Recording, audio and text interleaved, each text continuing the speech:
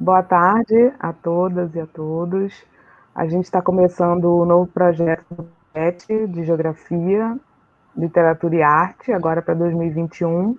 E a gente vai ter nesse mês uma série de atividades que a gente já andou divulgando aí nas redes e que talvez vocês possam se programar para participar não só dessa atividade, mas das próximas, né? A gente vai ter muita gente legal participando com a gente e eu espero que a gente consiga fazer um bom trabalho.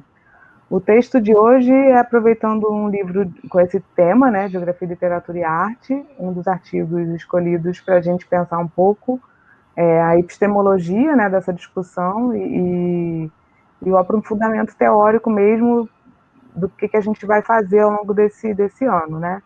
Então eu vou passar a palavra para o Yuri e para o Gênesis, que são os dois petianos que vão apresentar esse capítulo, e depois a gente pode discutir um pouco e avançar no debate que o texto propõe e ir além, tá bom? Bem, boa tarde, gente. Sou o Yuri, vou apresentar o texto junto com o Gênesis. A gente vai apresentar o texto Geografia, Literatura e Arte. Não, Geografia e Arte, um debate epistemológico sobre suas relações, que é um texto, que é um artigo do livro Geografia, Literatura e Arte, Epistemologia Crítica e suas interlocuções. Eu já peço de antemão desculpa se ocorrer algum barulho externo, porque meus vizinhos resolveram fazer obra justamente no dia de hoje, então se vocês ouvirem uma maquita, eu vou desligar o mic aqui rapidinho e tal, só temporariamente. Enfim, eu vou projetar um slide aqui que a gente fez para criar a nossa apresentação. Espero que vocês gostem. Qualquer coisa, só chamar no microfone, porque eu não estou conseguindo ver vocês, no caso. Então, vamos lá. Primeiramente, eu vou começar apresentando os autores, que é a Maíra Cal Ferraz, que ela é doutora pela Unicamp, se formou no mestrado por lá também, falando um pouco sobre a relação entre a pintura e a paisagem, a constituição da geomorfologia. A graduação dela foi pela Universidade Estadual de Paulista, Júlio de Mesquita Filho, em 2010. O Vonei Ricardo também se formou pela Unicamp.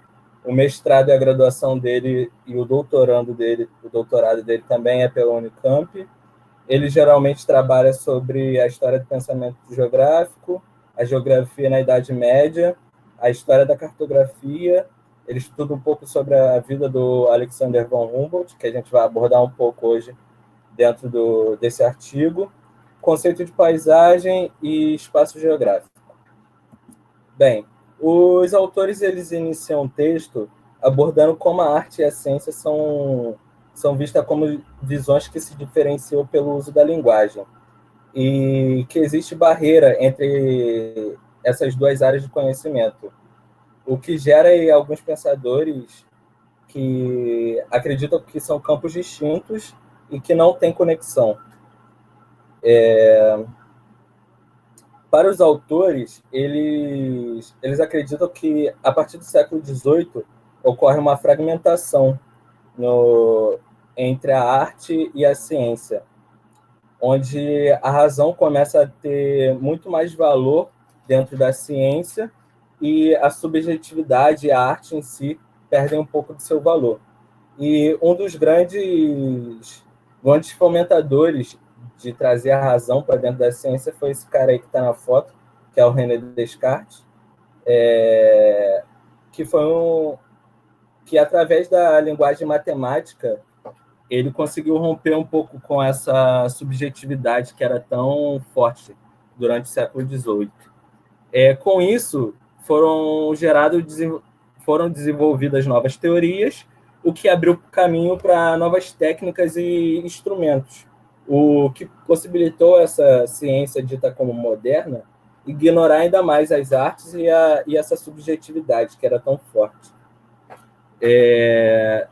Na geografia em si, essa instrumentalização começou no século anterior, com a melhoria dos mapas em si, o que me remete muito ao livro do Yves Lacoste, que é a Geografia serve primeiro para fazer a guerra, né? porque, de alguma forma, o uso de mapas militar meio que facilitou a colonização de outros países por parte de países europeus, né? Enfim, e também com o desenvolvimento de novos instrumentos conseguiu ter novas descobertas astronômicas, descobertas mineralógicas melhores, enfim. Com o advento dessa razão imposta dentro da ciência, vamos dizer assim, a criação de especializações dentro das áreas do conhecimento gerou sub-áreas, o que dentro dos campos de conhecimento. Aí eu trouxe uma citação que eles usam no texto do Otávio Yanni, e eu vou dar uma lida aqui para vocês, que devido à contínua e generalizada institucionalização acadêmica e não acadêmica das atividades intelectuais, multiplicam-se as disciplinas nas ciências sociais e em cada uma destas.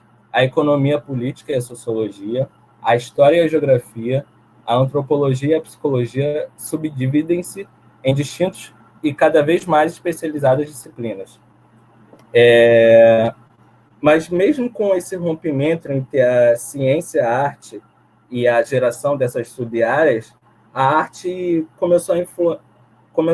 sempre influenciou positivamente a criação dessas novas teorias, como os desenhos do Galileu, que é esse que a gente está vendo do lado, que ele conseguiu retratar com a criação de novos instrumentos, no caso o telescópio, retratar alguma das fases da Lua e pôde fazer seus manuscritos que, consequentemente, influenciou as gerações posteriores, que veio depois dele, no caso. Influenciou Leonardo da Vinci também, enfim. Eles citam alguns autores, alguns artistas que foram influenciados ao longo do texto. Gênesis, quer falar alguma coisa? Alguém quer falar alguma coisa? Responde no mic, pois eu não estou vendo. Eu só queria, primeiramente, boa tarde, só enfatizar o que a gente já tinha conversado em off, de que o texto ele tem uma perspectiva bem eurocentrada, né? Então ele se diferencia um pouco daquilo que a gente já vem trabalhando no PET, mas é importante enaltecer isso porque a gente vai ficar citando várias referências e um homem branco europeu quase que o tempo todo, porque faz justamente essa construção aí da epistemologia, da geografia, né, centrado na ciência moderna, etc. Mas pode seguir o baile aí, Yuri, só lembrando mesmo desse fato.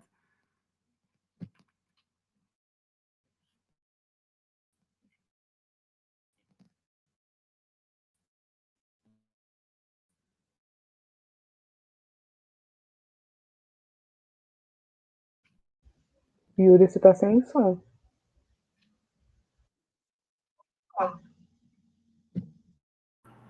Foi?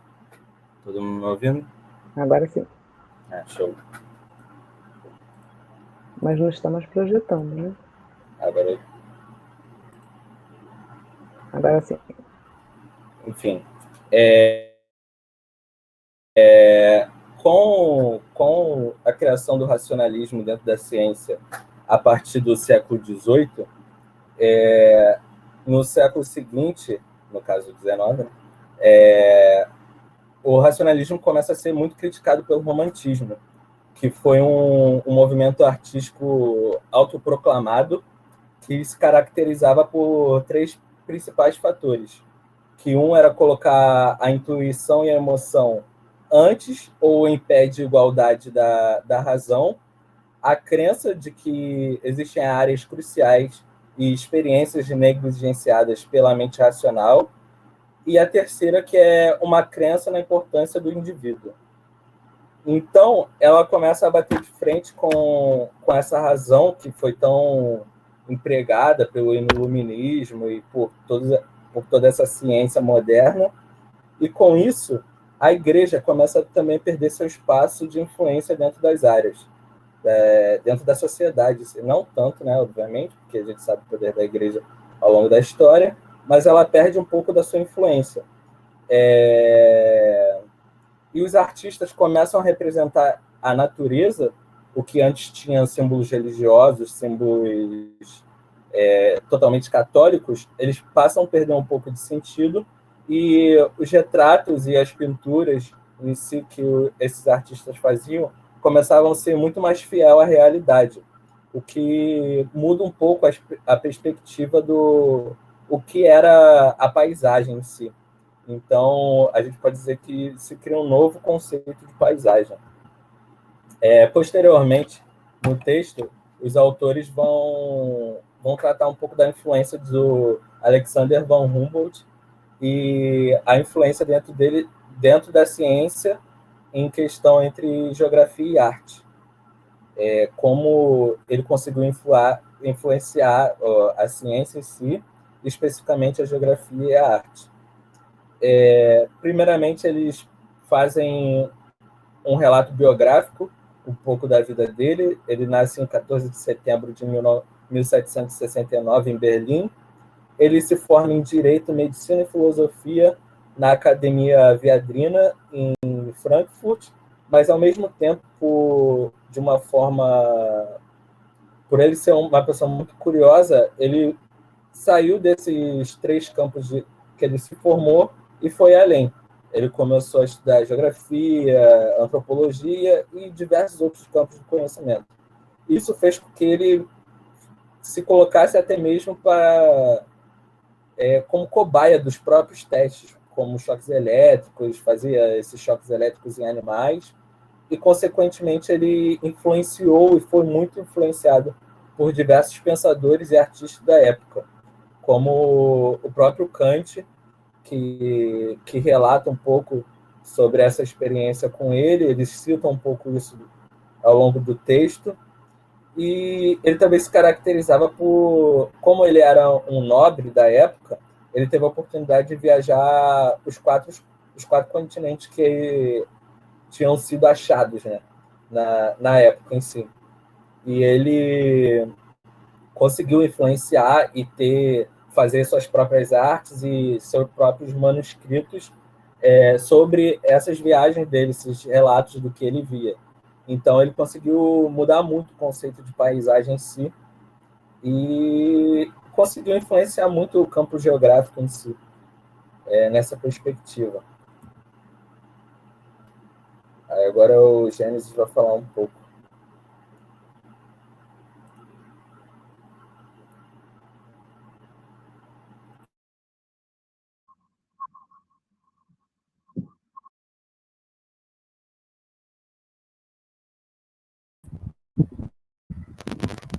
Gente, o microfone está desligado. E agora? Estão me ouvindo?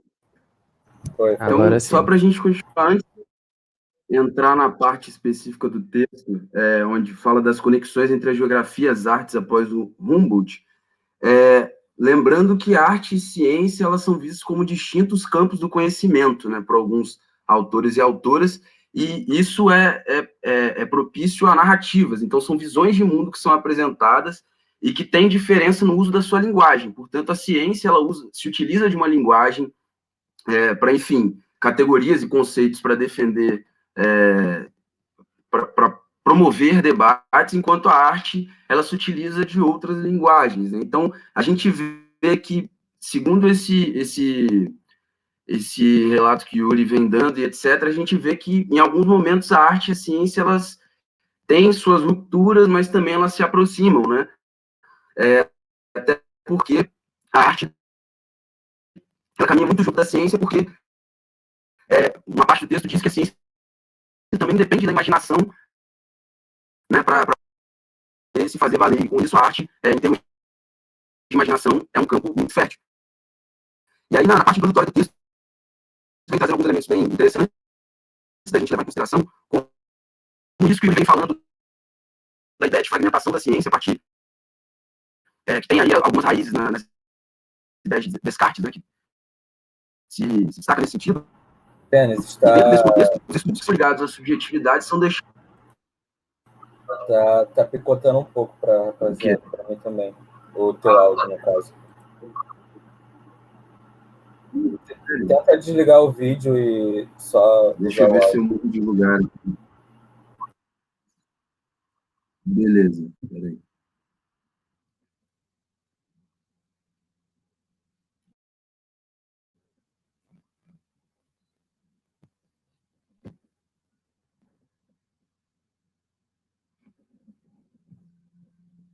Travandinho um pouco, galera. Desculpa. Peraí. Agora tá bom, agora tá bom.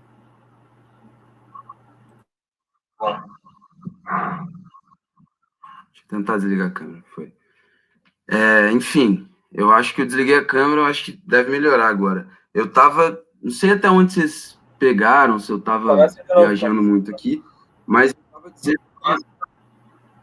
Eita, de novo? Eu acho que eu vou começar falando do lance da fragmentação, que você trouxe para a gente esse legado de Descartes e desse momento também da história e da contribuição de outros autores, no sentido de que, por essa matematização do mundo que é alcançada por essa ideia de racionalismo daquele período vigente, essa linguagem matemática, né, no estudo, para o estudo do racional, deixou de lado estudos ligados à subjetividade, que é o que a gente vai trazer mais nessa parte do texto, mas a fim de introdução, isso era tido como algo difícil de se compreender, né? Esses estudos ligados à subjetividade. Então, se tinha essa ideia calcada num racionalismo mais de linguagem matemática, obviamente que não se tinha espaço. E aí, esses estudos ligados à subjetividade eram muitas das vezes tidos como não ciência, né? Eu diria. E aí, essa base da ciência moderna ficou muito entendido devido a esse contexto que o Yuri trouxe para a gente, desenvolvimento teórico e técnico. Essa relação entre artes e ciências, a gente vê que tem muitas contribuições Você quer falar, Anitta? Continua cortando a sua voz, parece. Vai meio acelerado, vai cortando e acelerando. Tá esquisito. Eu não sei se é o vou tentar mudar de ou lugar. se é a sua internet. Porque eu também não estou Tá, conseguindo ativar minha câmera. Então, às vezes, eu acho que também a plataforma não muito amigável. Eu mudei de lugar aqui, não sei se vai melhorar. A questão da internet, esse é o sinal.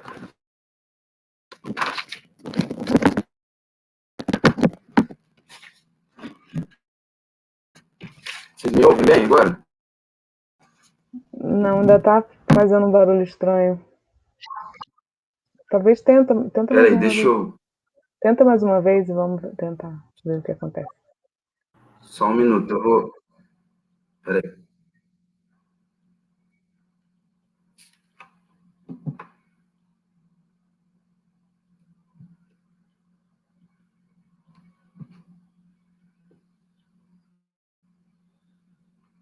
Desculpa, gente, eu vou tentar logar aqui pelo celular para ver se melhora um pouquinho.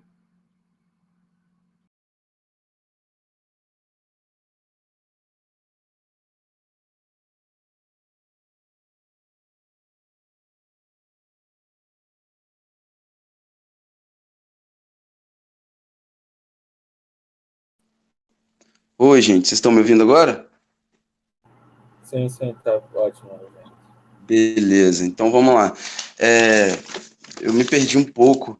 Eu estava falando sobre essa questão da relação entre as artes e ciências, né? E a gente vê que ao longo do tempo, muitas contribuições das artes, muitas contribuições para as ciências vieram das artes. Por exemplo, esse desenvolvimento de novas teorias e novas maneiras de representar o espaço, que estava ligado a todas essas mudanças e transformações sociais que o Yuri trouxe para a gente, obviamente ela vem trazendo essas novas concepções. Porém, tem uma parte do texto que eu achei pertinente, até comentei com o Yuri, que fala sobre, já que a gente está falando aqui de uma perspectiva eurocentrada, e parte do princípio que passa-se de um crivo a partir dessas ideias filosóficas que estavam em voga, que, ao meu ver, acaba sendo propício à construção de padrões, talvez uma definição do que seria arte ou não seria arte, o que seria esse padrão estético ligado à beleza e que isso influenciou diretamente as artes.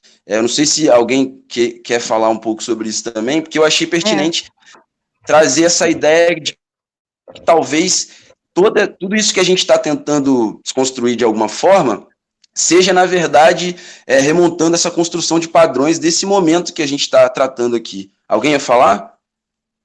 Eu ia tentar dizer que, especialmente para vocês aqui, que são a maioria, né, os estudantes da Rural, é muito interessante ver essa construção desse pensamento também, porque vocês parece que já são formados num pensamento decolonial, né? Então, de alguma forma, esse texto expressa também as bases coloniais, né, da geografia.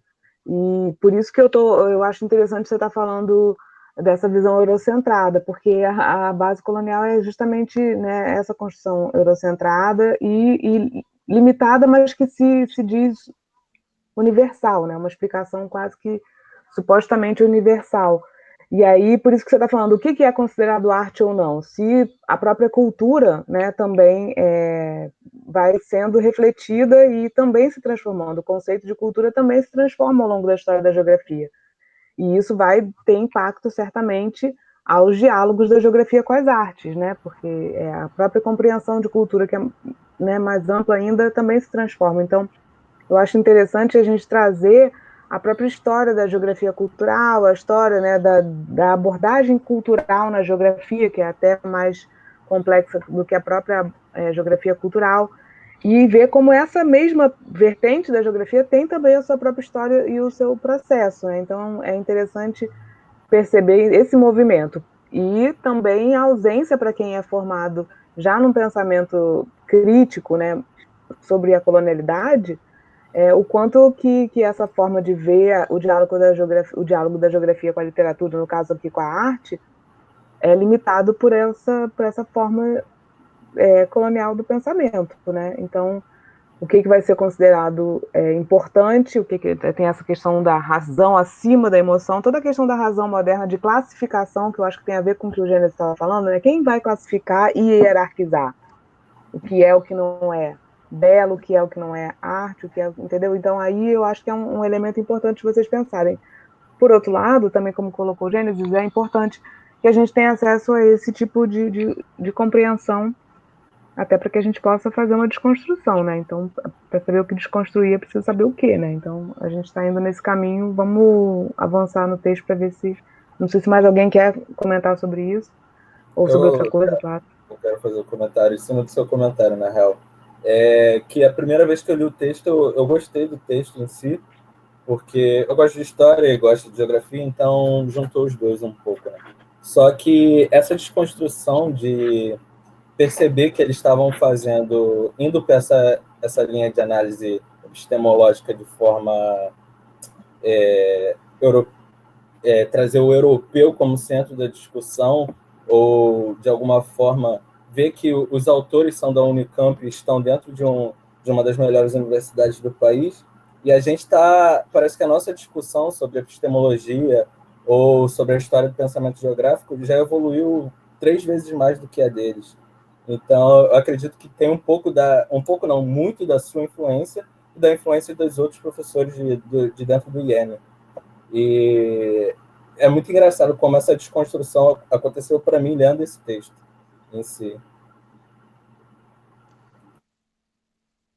Pra gente do IEM, né, como a Anitta falou, tá habituado com as ideias da decolonialidade, acho que pegar um texto como esse, a gente se incomoda muito de ver alguns elementos que a gente já passou por eles, obviamente são importantes da gente revisitar, mas que a gente percebe o quanto é uma discussão que, não sei se dizer que já ficou um pouco para trás, é um pouco prepotente, mas que a gente já avançou um pouco nesse sentido, mas eu reforço essa ideia de que para a gente alcançar esse patamar de desconstrução, a gente precisa, de fato, voltar nisso com essa cabeça mais crítica, obviamente, que a gente tem, e justamente para saber o que a gente critica, né?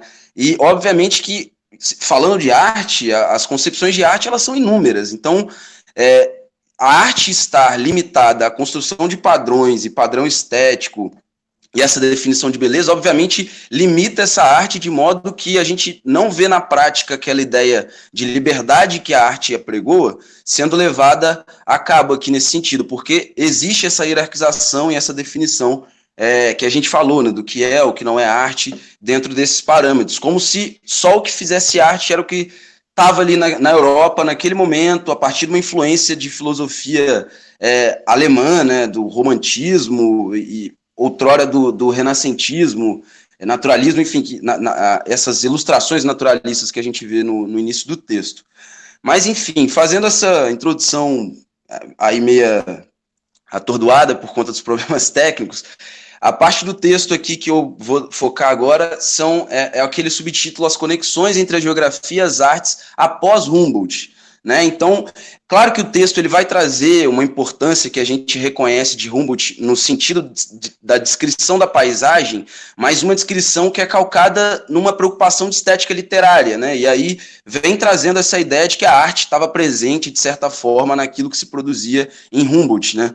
Essa influência desses elementos que estavam surtindo ali na Europa, esse conhecimento que ele teve com várias pessoas e teóricos, enfim, e aí ele vem com essa preocupação da interação entre literatura e ciência, de certa forma, que o texto vem trazendo essa ideia para a gente, de que essa manifestação artística, digamos assim, de Humboldt nessa parte, seria mais calcada na questão literária, né? E aí tem o lance da gente ter falado da imaginação. Como que a ciência depende da imaginação? É o que a gente fala, geralmente a gente lê algum livro, alguma coisa e às vezes permite a construção de imagens, né? Então, aquela valorização da descrição científica que a gente sabe que tinha muito em Humboldt e Ritter, por exemplo, o texto ele vem trazendo talvez uma ideia de que essa descrição científica não era tão embrutecida porque havia uma preocupação de estética literária, de construir um texto que se permitisse que as pessoas lessem e pudessem imaginar alguma cena, enfim. Então ele vem trazendo essa ideia de manifestação artística dessa forma em Humboldt, então permitindo assim que formasse a partir daí uma geografia mais imaginativa, né? Que a gente vê a partir da informação, diferente de uma geografia um pouco mais estática, calcada apenas numa descrição científica mais embrutecida.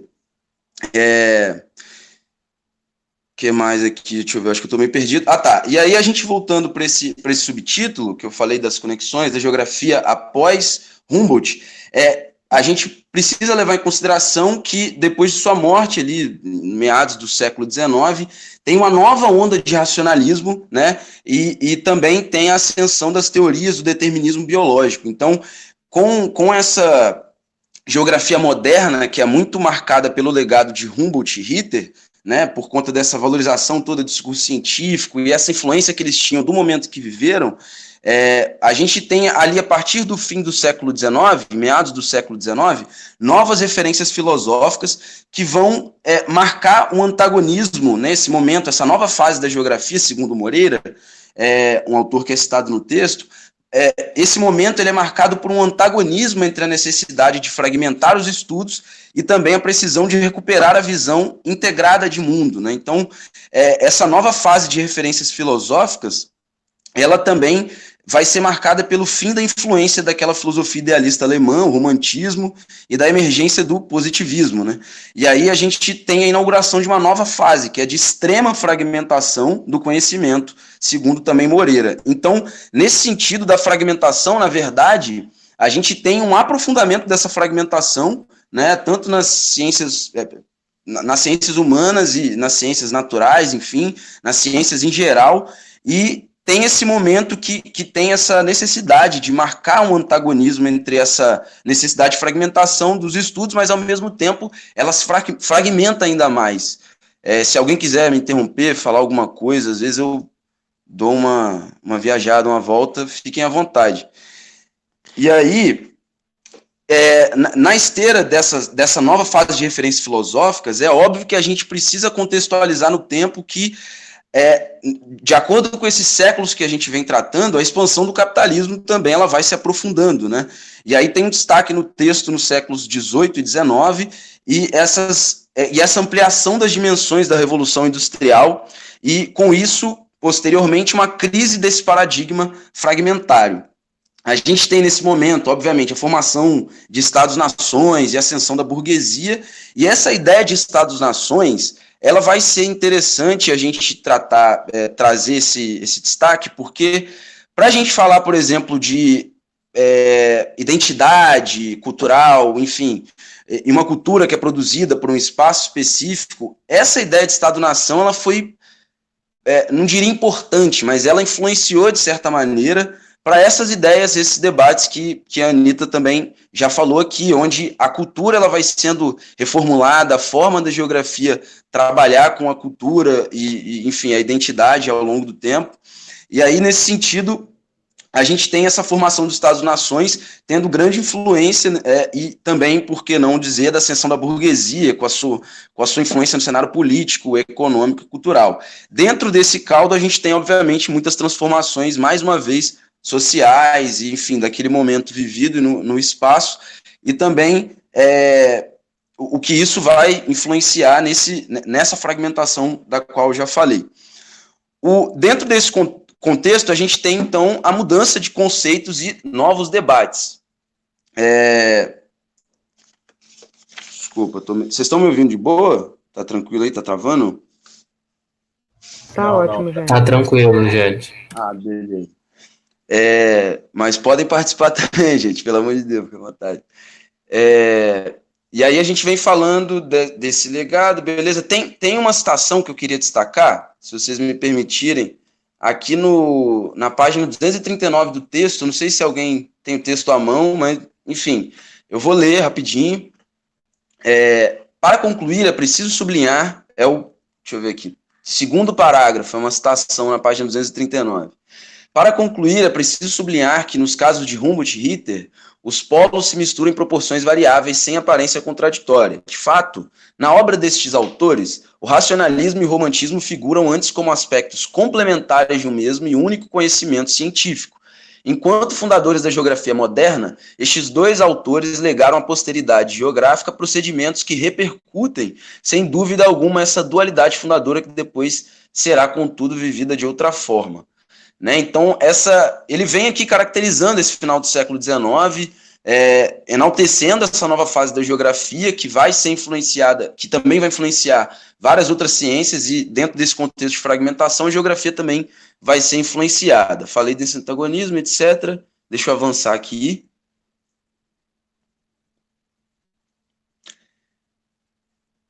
Já falei.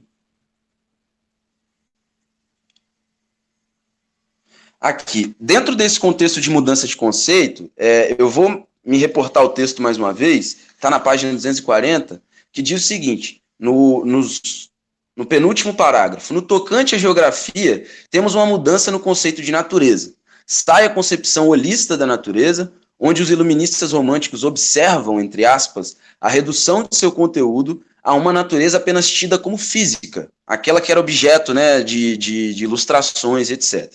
Continuando o texto. Concomitantemente, muda o conceito de homem e mulher, eu diria, de ser humano, agora excluído da natureza, portanto, todos os fenômenos são retirados do contexto holístico. Então, esse contexto holístico, que era muito comum nesse período, digamos, que tinha esse destaque de Humboldt e Ritter, agora ele, na verdade, esses fenômenos são retirados desse contexto holístico. E aí a citação abaixo diz: muda assim, por extensão, o conceito de geografia, seu campo e seu objeto. E todo novo discurso aparece. O abandono do conceito holista é seguido do abandono do conceito de região. Depois abandona-se o caráter espacial da geografia estabelecido desde Kant. E, por fim, o método comparativo formulado por Ritter. Desta forma, vem a desaparecer todos os conceitos e fundamentos que constituíram o discurso geográfico dos séculos XVIII e XIX. Então, mais uma vez, a gente falando dessas rupturas, né, e dentro desse contexto de fragmentação que a gente já falou. E aí, agora, mais uma vez aqui, se mantendo no texto, traz um termo que eu confesso para vocês que eu não conhecia, que está na página 241, que é um termo chamado Kunstgeographie. Eu não sou bilíngue, trilingue, nada disso, não sei se a minha pronúncia está correta, mas ele traz esse termo, o autor e a autora trazem esse termo, que é citado por Kaufmann, e teria surgido somente no século XX, que foi o lance que estava no slide, justamente dessas rupturas. Aí está o texto aí, pô, perfeito. E aí, muito mais fácil vocês lerem do que a minha pronúncia. E refere-se a uma preocupação com a cronologia, com a localização ao se estudar as características determinantes da arte e da arquitetura, e este podem ser relacionadas com outros aspectos da geografia.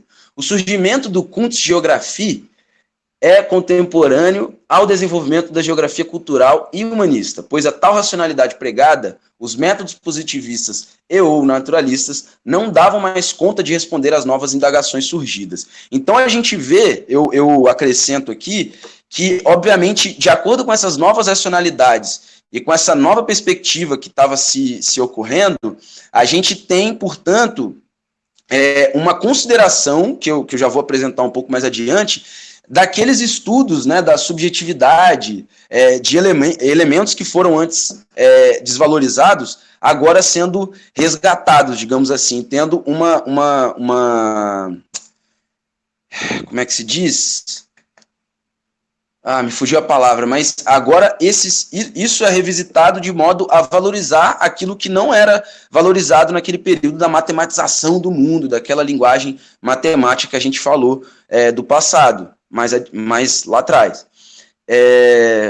Alguém quer falar alguma coisa? Alguém já conhecia esse termo? Se alguém puder ajudar. Confesso que eu conheci apenas aqui, eu não lembro de ter visto antes.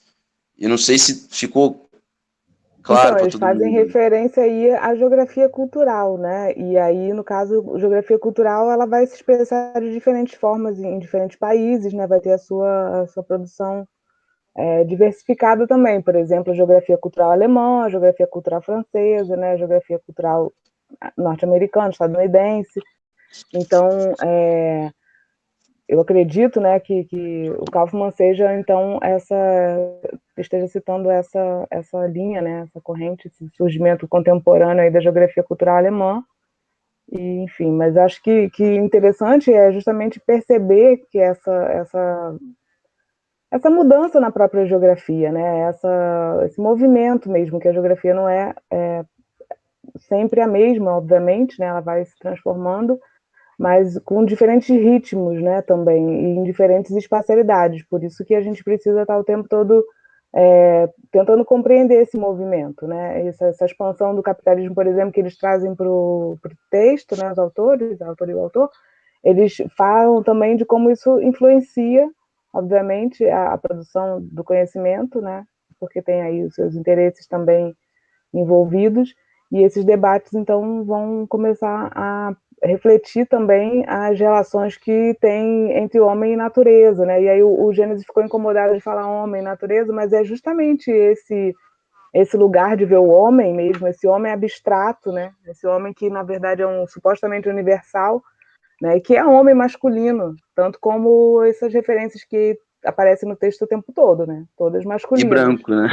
E brancos europeus, e aí é isso, a gente precisa falar que a geografia foi assim durante muito tempo para poder reconhecer também mudanças, e essas mudanças vêm do próprio avanço da geografia cultural, né? Que muito recentemente, coisa de 10 anos para cá, começou a ver o corpo, né? 15 anos no máximo, começa a reconhecer o corpo com mais centralidade, né? Então aí vê as questões de gênero, a geografia cultural também vai se transformando.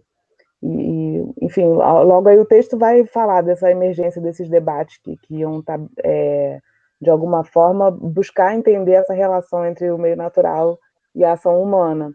E é claro que isso também... A gente estava vendo ontem, por exemplo, na aula do mestrado, não sei se o André está aí ainda, a gente ontem estava lendo um texto que eu sempre apresento para vocês na graduação também, que é da Maria Laura Silveira, falando do espaço geométrico ao espaço existencial, né, em que essa epistemologia da geografia também é muito marcada por essas transformações, assim, né, e que tem muito a ver com o capital, né, tem muito a ver com essa expansão territorial do capital, né, então a forma como a própria colonização, né, é feita e impacta as outras culturas, né, os outros povos, isso tudo tem muito a ver com os interesses, então os interesses econômicos, né? Então a gente também não pode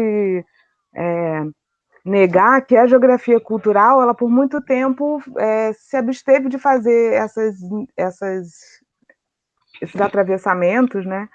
E ficou num plano mais superficial. Então, talvez esse seja também uma uma transformação importante da geografia cultural, né, que é reconhecer mais recentemente a importância da política, né, dentro da cultura enfim, mas o nosso objetivo aqui era pensar a ideia com a arte, né, a ideia do diálogo da geografia com a arte. E eu acho que isso realmente tem um momento ali, né, que como o texto aponta, isso foi mais próximo, né, a própria racionalização extrema da razão moderna, moderno-colonial, como diriam, do próprio sistema mundo moderno-colonial, como diriam vários do pensamento decolonial, Wallenstein, que na verdade é usado ainda na ideia de sistema mundo, e ele vai ser somado aos pensadores decoloniais, especialmente da América Latina, vão criar um olhar mais complexo para essas relações, né? Agora, de qualquer forma, mesmo o texto não abre para possibilidades de arte mais amplas do que talvez alerte como crítica. Mas, enfim, por conta do recorte temporal que eles escolheram também, e da abordagem mesmo tradicional, vamos dizer assim, né, que eles trazem. Mas, enfim, vamos seguir. Eu não sei quanto mais vocês querem falar do texto. Eu já estou me aproximando do fim aqui, e me corrija se eu estiver errado, ainda tem o lance da importância do corpo ter sido trazida pela geografia feminista, né, que a gente não vai tratar aqui no texto, mas tem essa influência também, e que é muito importante. Mas eu concordo que algumas brechas que poderiam ser dadas no texto para a gente avançar um pouco, eu acho que são limitadas justamente por esse recorte que foi feito, para dar essa ideia, digamos, talvez cronológica aí. Mas, enfim, se puder passar o slide, Yuri, por favor. Acho que é o Yuri que está no comando aí. Valeu, obrigado. E aí agora, falando da geografia cultural, dentro desse, seguindo esse raciocínio que a gente veio dizendo, dos novos debates, e essa relação que procurava ser entendida melhor, né, entre o meio natural, a ação humana, e aí agora a gente tem uma consideração para o olhar, do olhar para as relações culturais que são estabelecidas pela sociedade sobre a superfície terrestre e também suas transformações, né? De modo que essas relações culturais são muito importantes para a gente entender não só aquele espaço especificamente, mas aquela sociedade que vivencia ali, e isso remete àquela ideia que eu falei lá atrás, de identidade, por exemplo, né? Onde a gente vai perceber que as relações culturais que são estabelecidas por uma sociedade numa superfície terrestre vão estar ligadas a essa ideia de identidade, que não pode deixar de mencionar aquela ideia lá de trás da concepção da formação dos Estados-nações, nessa ideia que a Anita trouxe para a gente e lembrou do sistema mundo moderno colonial. E aí, dando continuidade, pensou-se por muito tempo que essa expansão do capitalismo, as culturas seriam reduzidas ou padronizadas, né? A gente já veio falando dessa ideia de padronização lá no passado, e só que se pensava que com essa expansão vertiginosa do capitalismo, as culturas seriam reduzidas a uma coisa única, por exemplo. Só que a gente sabe que isso não ocorreu, e esses antigos métodos que foram adotados pela geografia, como a gente está dizendo aqui, eles foram revistos, estão sendo revistos, e que sejam, né, ao longo do tempo. Porque isso, obviamente, enriquece não somente a ciência geográfica, mas, enfim, a gente contribui com vários outros debates para além da geografia. E aí a gente tem, então, a adoção de novas perspectivas, como a gente falou daqui, por exemplo, a importância do corpo, né, a consideração da arte de forma mais ampla, né, e, enfim, na contramão dessa ideia de uma padronização e de uma homogeneização da cultura, a gente tem, na verdade, uma ação de resistência a essa redução, né, a essa padronização. E aí a gente tem, obviamente, essa resistência acontecendo de lá para cá, fazendo com que isso não se desse em vias de fato. E aí, falando agora da importância de Karl Sauer dentro do contexto da geografia cultural, por conta dessa importância no seu início, digamos assim, né? O texto traz até essa ideia de raízes, que a geografia cultural ela tem as raízes nos estudos de Karl Sauer, que acontecem a partir da década de 20 com, acho que é um livro, né? um ensaio, não sei, que é a morfologia da paisagem, né? E ali ele resgata o conceito de paisagem, mas reformula esse conceito, saindo um pouco daquela visão da ciência moderna, que a gente já passou por ela. E adota essa importância da cultura, essa manifestação que a gente falou, para compreender essa formação da paisagem, que, conforme ele afirma, a cultura é o agente, a área natural o meio, e a paisagem cultural sendo, então, o resultado. E aí a gente fala, então, portanto, dessa relação, né, entre o meio natural e a ação humana, nesse sentido. Só que, quando a gente fala da década de 70, aí a gente já está demarcando uma consolidação dessa geografia cultural pelo mundo. E quando eu falo da geografia cultural pelo mundo, obviamente, como a Anitta falou, ela vai ter ela vai se expandir por vários países e com isso, obviamente, vai ser enriquecida de várias outras visões, por exemplo, que não mais essa apenas eurocentrada, né? Eu vejo nesse sentido uma abertura muito maior e uma safra de autores e autoras que vão justamente cada vez mais ampliar o debate nesse sentido e marca então essa solidificação, a consolidação pelo mundo da geografia cultural.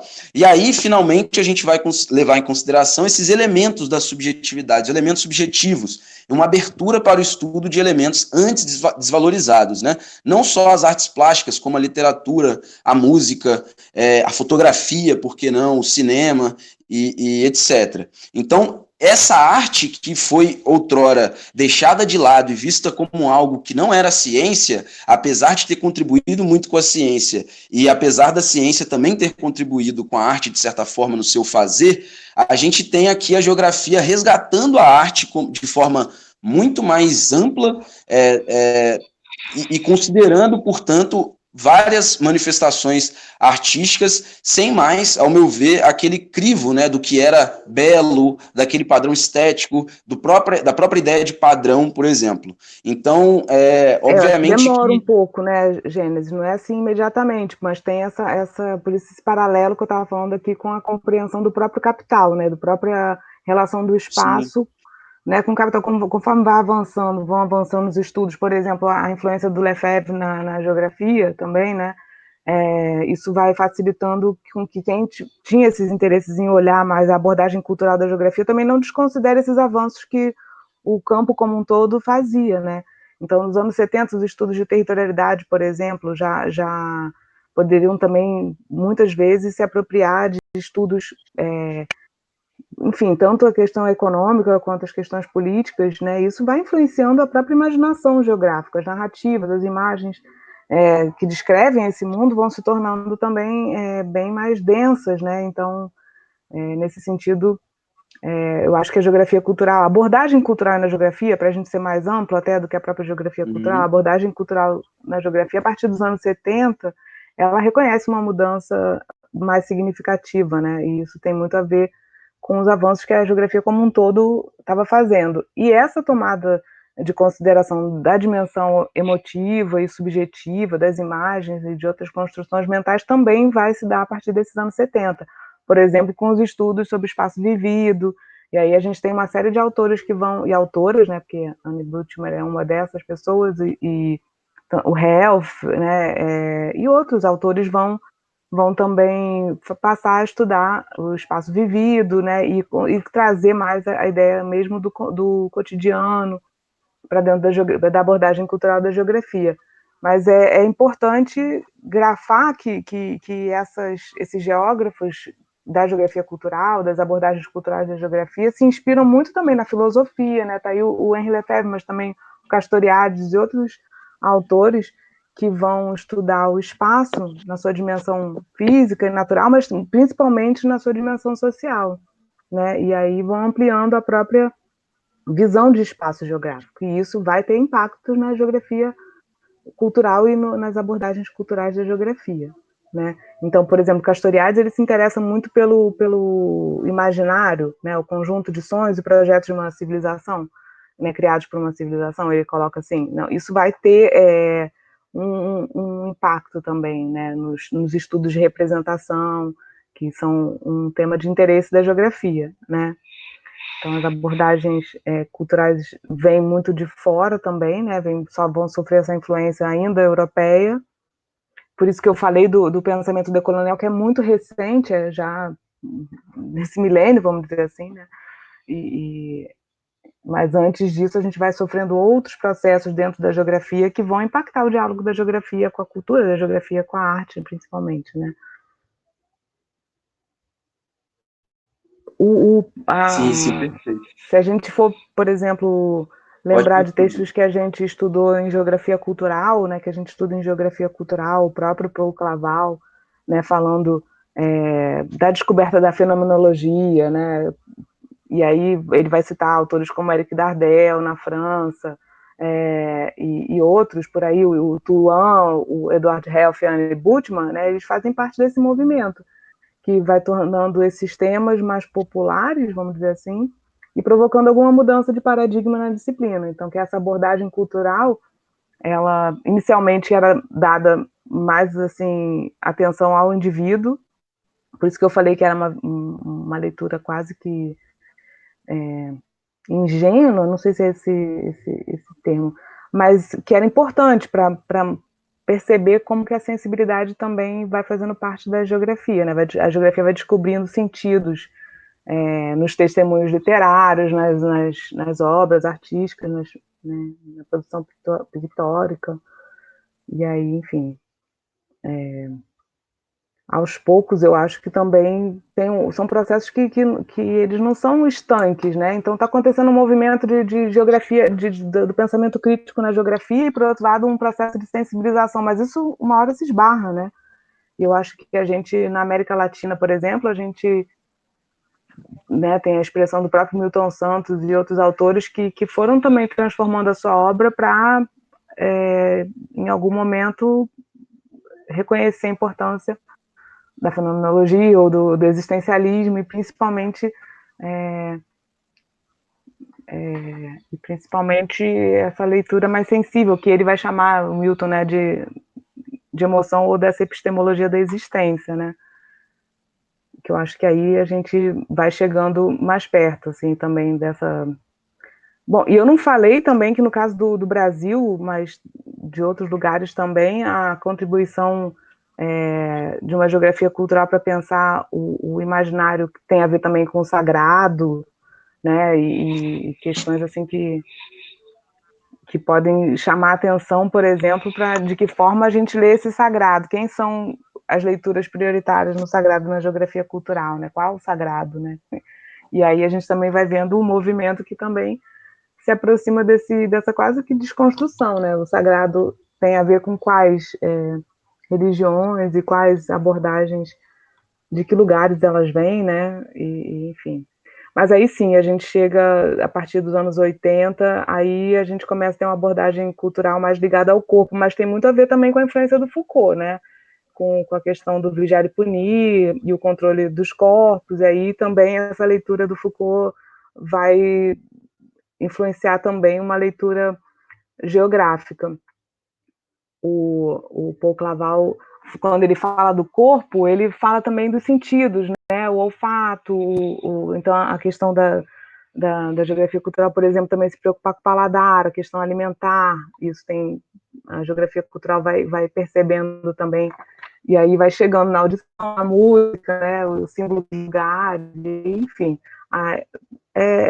São todos esses temas que vão chegando, mas por diferentes lugares. Você vê, o Foucault fala do corpo, né, da relação do corpo, disciplinarização. Aí a geografia cultural vai lá e fala do olfato, da cozinha, entendeu? Tinha uma coisa meio, eu acho, assim, um pouco ingênua, talvez.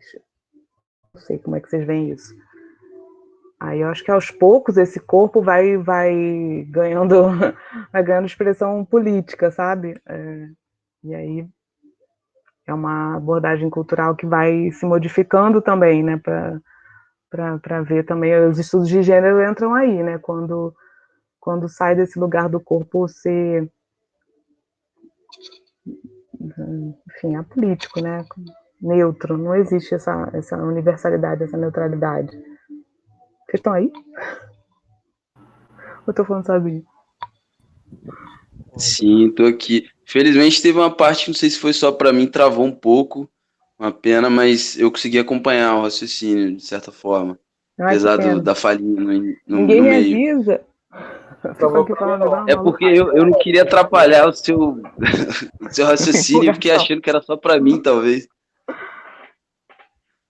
Então, gente, Mas demos. só para fechar, eu acho que basicamente a gente já chegou ao final do texto, na verdade. Agradeço a contribuição para a gente fechar nesse sentido da Anitta, e trazer a importância também, como a gente já falou aqui, da decolonialidade, né? E que isso que a gente, como petianos do IEM, a gente já está, digamos assim, um pouco mais habituado e dá esses incômodos, por exemplo, de pegar um texto como esse, mas eu acho que agora é a gente tentar discutir algumas coisas que estejam na lateralidade, porque basicamente a gente já chegou até o fim do texto, ele vem aqui falando no final justamente sobre outras influências também em outras áreas, por exemplo, da geografia, no lance do discurso ambiental, ecológico, enfim. Mas dentro desse contexto da geografia cultural, eu acho que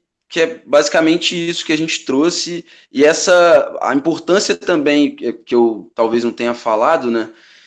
Falei muito dessa ideia do discurso científico e etc., e talvez a arte ela venha com uma importância de trazer para a gente essas novas narrativas e uma outra forma, né, considerando não só esses sentidos, como a Anitta falou, mas essa ideia do corpo, né, político, e as suas interpretações do espaço, e como isso é muito importante para a geografia, ao meu ver. Eu sei que a gente vai ser quase unanimidade em concordar, e eu acho que basicamente é isso, o contexto do texto. E aí, se vocês quiserem falar mais alguma coisa, por favor, fiquem à vontade. Falei bastante também. Vou abrir aí para o debate, de facto. E por falar em abrir, eu quero dizer que eu não estou conseguindo abrir minha câmera. Não sei o que acontece. E aí eu tô nesse azinho aqui, eu que gosto sempre de pedir para vocês abrirem, eu não tô conseguindo abrir. E eu não sei o que eu faço. Eu já tentei sair e voltar para ver se melhorava e não resolveu. Então eu vou ficar com a câmera assim. Sinto muito. Uma coisa que eu queria comentar é que, seja ao longo do texto, vocês falam sobre essa ruptura da geografia à arte e trazendo esse texto que vem traçando, né, a história do pensamento geográfico junto com essa temática, aí vocês entraram num debate, num contexto a respeito do corpo, né, que ela só veio ser, de fato, ser trabalhado com geografia feminista mais para agora, né? E Não, eu então, lembro... Alejandro, eu falei ali que teve aquela influência do Foucault nos anos 80, né? A geografia cultural começa a trabalhar os sentidos, o olfato, aí o paladar, a cozinha, até traz para uma coisa um pouco mais ligada ao corpo, mas não esse corpo político ainda, né? Aí eu acho que as questões de gênero vão realmente politizar o corpo. Aí eu acho que tem essa. Mas só para a gente também não falar que não existia discussão do corpo antes, existia, mas era uma Não, discussão um pouco mais. foi uma discussão que veio ser mais batida agora, sabe? Bater mais nessa tecla que eu tô querendo dizer. Uhum. Aí, só que, tipo, fugindo ainda mais dessa questão do... que a gente tem esse debate a respeito do corpo mais agora, eu lembro de que muitas das vezes, nessa visão eurocêntrica, quando a gente pensa na construção da geografia, isso que a gente lá no IEM tem essa visão junto com a Roberta, ela traz essa questão do corpo também dentro no pensamento geográfico. Da forma que muitas vezes a geografia foi construída a partir do corpos e essa geografia é negada por essa ciência, sabe? Ela falando de algumas populações tradicionais que a partir do corpo começava a ter só uma visão de geografia, uma forma, um método de geografia, não sei se posso dizer, de utilizar, né, método de a partir do corpo. E a Roberta trazia muito disso a respeito de populações tradicionais. E eu lembro dela trazendo que isso não era muito difundido entre o meio que a gente estuda, o meio acadêmico, justamente pelo fato de não ser uma coisa, algo que a gente possa tratar como ciência. Quando a gente bate essa tecla do que seria ciência. E a gente escuta muito de que ciência é X, Y, H, e esse assunto sobre o corpo, geografia, essas populações tradicionais, era muito deixado de lado. Aí vocês falando a respeito sobre isso, sabe, como essa ruptura da geografia, a evolução do pensamento geográfico, me trouxe isso à tona. E, junto a isso, trouxe essa questão da ciência, justamente tipo, seria ciência, porque bate nessa tecla, né? Porque hoje eu escuto muito quando a gente fala assim, a ciência. Por exemplo, no ensino fundamental, as pessoas estudam ciência, aí perguntam que ciência é biologia, química, física, e muitas outras ciências são abandonadas nesse meio, né? E cai nesse esquecimento justamente dessa pauta eurocêntrica que a gente encontra muito enraizada dentro da comunidade que debate a respeito desse assunto. Era só esse comentário, não sei se eu fui muito claro. Eu tentei muito te ouvir, Alejandro, mas para mim ficava desse jeito, acelerando e picotando. Eu entendi mais ou menos o que você falou, não consigo nem comentar. Sinto muito, tá muito ruim hoje a técnica, né? Tomara que, bom, eu tenho quase a impressão de que é o Jitsi, porque a gente estava indo bem no Meet, mas eu não sei se é justamente porque grava ou se realmente coincidiu da internet de várias pessoas estar ruim hoje, né? Porque aqui, mudando um pouco de assunto e tentando avaliar se vale a pena continuar no Jitsi das próximas vezes, que eu acho que perdeu em muito o que a gente estava conseguindo para poder gravar, né? Então isso é um problema aqui pra gente, que tá tentando trocar ideia, porque eu não consigo comentar o que o Alejandro falou, por exemplo, eu não consegui ouvir. E aí eu também falei, e o Gênesis falou que não me ouviu direito, então assim, o diálogo está completamente comprometido, né? Se a gente está falando de diálogo e a gente não consegue se ouvir é muito importante, né? A escuta atenta, como diria a minha querida Ana Clara. Assim, então, se a gente não se ouve, quem consegue dialogar? Eu não sei se vocês conseguem trocar uma ideia com o Alejandro, eu não consigo, porque eu não ouvi.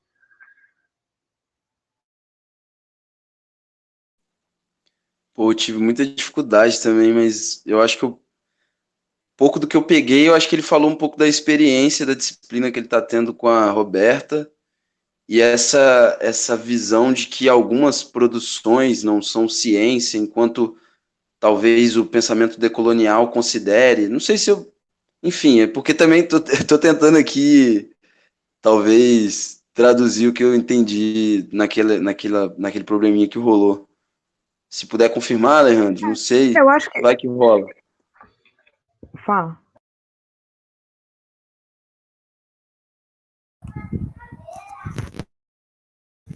Então, foi um pouco isso assim, gente. Sobre essa a gente, dentro do IEM, a gente se debate. Tenta ligar a câmera e deixar só o áudio. Às vezes carrega melhor.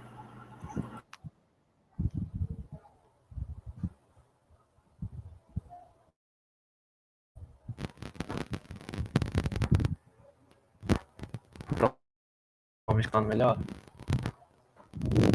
Tenta. Era muito sobre esse debate, sobre o que foi tratado aqui, sobre no IEM, a gente ter esse contato maior com esses assuntos decoloniais e justamente ter um embate com o que esse pensamento eurocêntrico trata com o que seria a ciência, junto à história do pensamento geográfico. Que a Roberta trazia muito isso, de que muitas populações tradicionais usavam o corpo como forma de geografar por onde eles passavam. E isso não é muito considerado algo para ser debatido dentro da história do pensamento geográfico. E ela trazia isso junto com os assuntos decoloniais, e o debate de hoje me lembrou muito disso, porque é justamente esse histórico, né, essa cronologia da história do pensamento geográfico junto com a arte, essa ruptura, aí vocês entraram num debate a respeito do corpo, aí me trouxe à tona sobre essa experiência, que foi tipo lá no início da graduação, em 2017.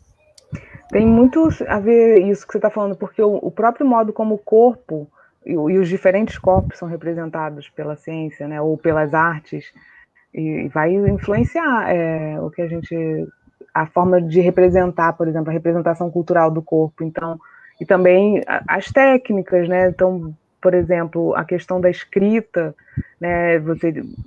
O colonizador tinha escrita para contar a sua própria história, os indígenas, no caso, eles tinham que acionar outros recursos, né? E aí o corpo ele é muito mais presente, né?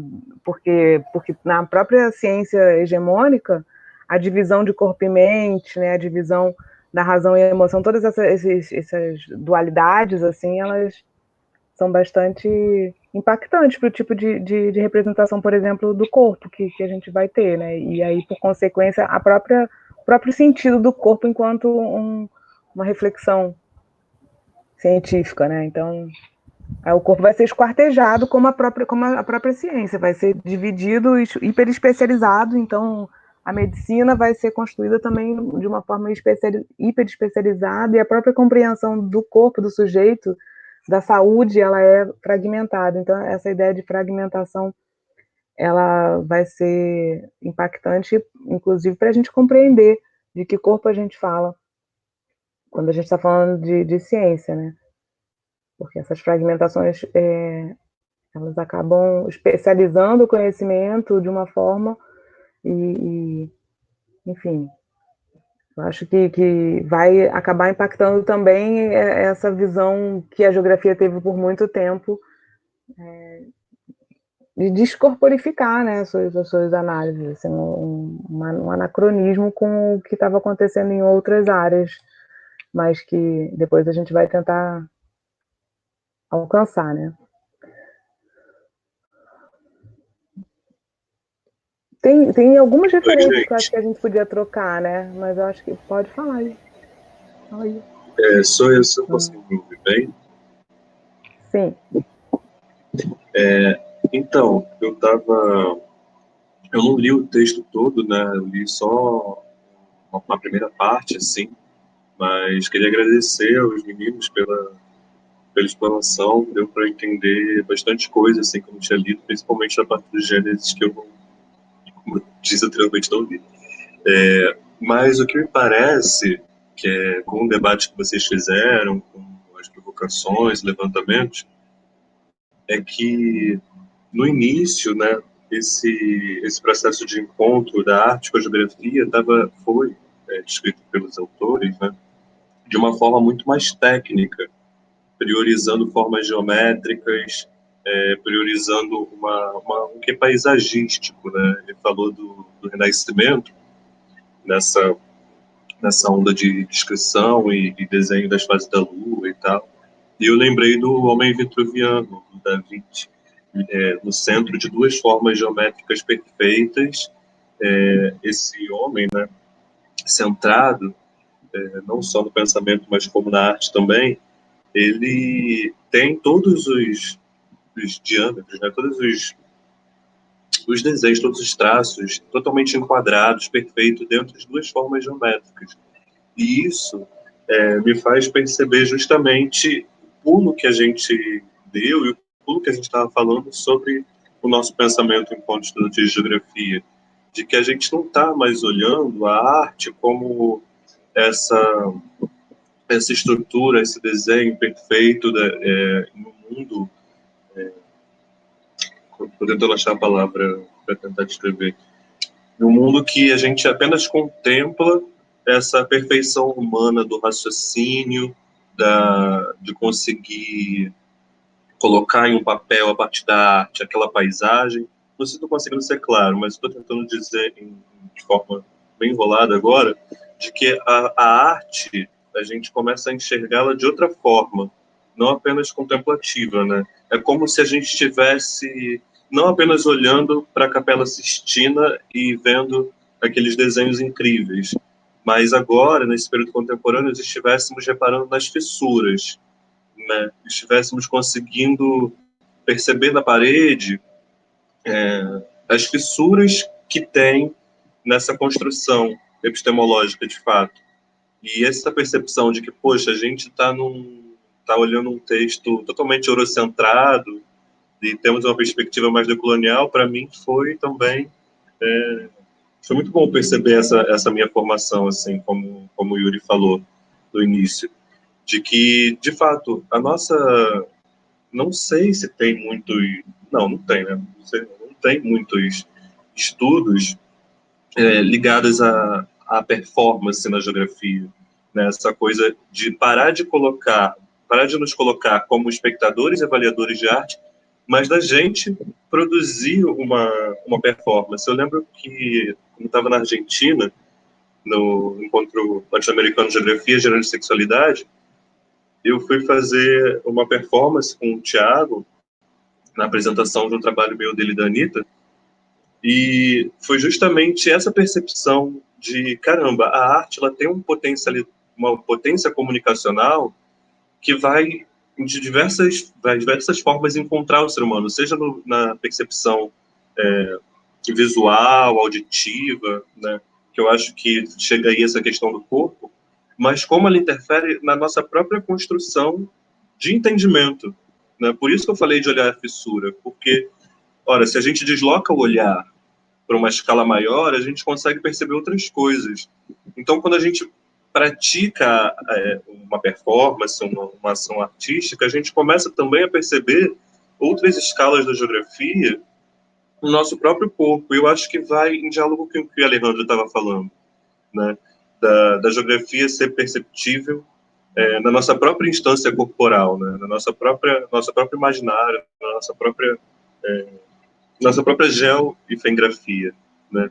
Era mais ou menos isso que eu estava pensando, do nosso deslocamento desse homem enquadrado e encirculado, do vitruviano, né? Dentro de um quadrado, de um círculo, para uma percepção interna, né? De movimento, de raciocínio e de evolução do pensamento científico também, por que não? Enfim, é mais ou menos isso que eu estava pensando aqui, que eu queria jogar para o debate, uma colaboração.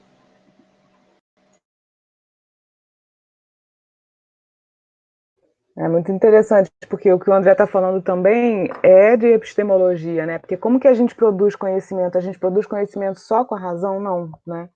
Não é só com a razão que a gente produz conhecimento. A gente produz conhecimento no nosso corpo também, né? E não dá para desqualificar ou desvalorizar essa experiência do vida. Você não vai ficar só na sua experiência vivida, obviamente, mas a gente não pode negar que essa experiência vivida ela pode trazer elementos importantes para a produção do conhecimento, né? Então, e aí isso tem a ver também com os modos como a gente socializa o conhecimento também, né? Então, num congresso, num encontro, né, num seminário, a gente tem um modo dominante de fazer as coisas, né?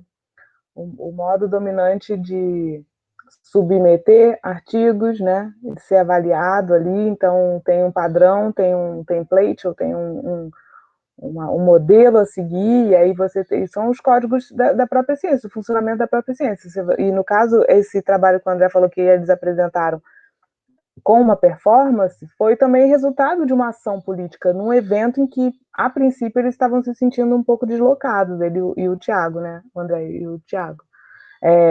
Mas depois, obviamente, se sentiram, acho que bem mais confortáveis quando puderam usar o seu próprio corpo, a sua própria experiência. O Tiago do teatro, o André também estava ali, né, tem essa experiência de experimentar no próprio corpo, com o teatro, com a música, aquilo que estava refletindo teoricamente, né? E a gente estava falando de uma artista, a Linda Quebrada, que fala do corpo, né? De ocupar o seu próprio corpo. O meu corpo é uma ocupação, ela diz. Então, para a gente era muito coerente, né? Depois de ter apresentado os trabalhos nos moldes acadêmicos, né? Ser avaliado e ter sido, inclusive, muito bem avaliado, elogiado como gostam de dizer, né? Na submissão, ou na resposta à chamada do evento, a gente pôde ver ele também corporificando aquela reflexão, né? E ali chamando muito mais atenção do que se fosse apenas um trabalho apresentado com PowerPoint, como a gente também fez, né? Só que eles foram convidados a repetir a performance em lugar aberto, né? No evento, no aberto que eu digo aos outros grupos de trabalho, e foi muito interessante também, porque a gente também pôde assistir a outras apresentações artísticas e que também nos chamou a atenção, né? E aí a questão do corpo como uma síntese, uma escala síntese, que também é uma teoria que vem lá dessa corrente da geografia que é feminista e das sexualidades, e que a gente tem muito a aprender com elas, né? Mas eu coloquei ali que o discurso sobre o corpo é sempre resultado da ideologia e da política, né? Porque quem é visto, né, como os corpos, quem são vistos como corpos matáveis, né? E isso tem muito a ver. Quem são aqueles corpos objetificados, né? Mercantilizáveis, né? Então, não tem que fugir dessa discussão. E é preciso reconhecer que durante muito tempo a geografia, a abordagem cultural na geografia fugiu um pouco de determinados debates, né? E aí fica essa visão que a gente não se identifica muito. Pelo menos eu demorei assim, a me identificar com a geografia cultural e muito mais recentemente que isso me apareceu como um campo mais potente em termos de análise mesmo geográfica, e justamente porque reconhece, então, o corpo como político e essa relação espaço-corpo, né? Mas, enfim, teria muita coisa para a gente discutir em relação à geografia e corpo, né? A própria geografia e arte. E a gente ainda quer fazer outras discussões de geografia e literatura que vão vir aí pelo mês da gente. Mas eu gostaria de ouvir, especialmente quem está participando aqui das nossas atividades, que não é do grupo PET, mas que está aqui trocando com a gente. Se vocês quiserem falar, fiquem à vontade, viu? O nosso debate é para ser bem aberto mesmo. Eu, infelizmente, não estou conseguindo acionar minha câmera. Mas... Eu só queria reiterar o lance que o André falou, que eu achei muito interessante, da arte não mais como essa ideia contemplativa, né? A gente passa a se utilizar dela também como... Vocês estão me ouvindo de boa? Tá travando? Sim. Ah, tá. Que essa coisa, eu tentei falar isso, mas me embolei tanto durante a apresentação que a gente sai dessa ideia da arte enquanto esse elemento contemplativo, né, para a gente simplesmente observar ali, e a gente passa a utilizar também como um elemento para o nosso estudo, no sentido de se aproveitar dessa arte como outras racionalidades, né, como a Anitta, a gente já trocou essa ideia algumas vezes. E eu A arte foi vejo... feita também para reproduzir isso, né, Gênesis? Se você for pensar bem, Desculpa, a arte começa de também novo, foi. Anitta. Ixi, agora sei o que estou travando. A arte também foi utilizada, por exemplo, você pensa num Debré, né? Você pensa. Eu ia falar dele, exatamente. Ah, desculpa, então fala. Não, continua, perdão, eu que te interrompi, foi mal. Eu que te interrompi, Gênesis, desculpa.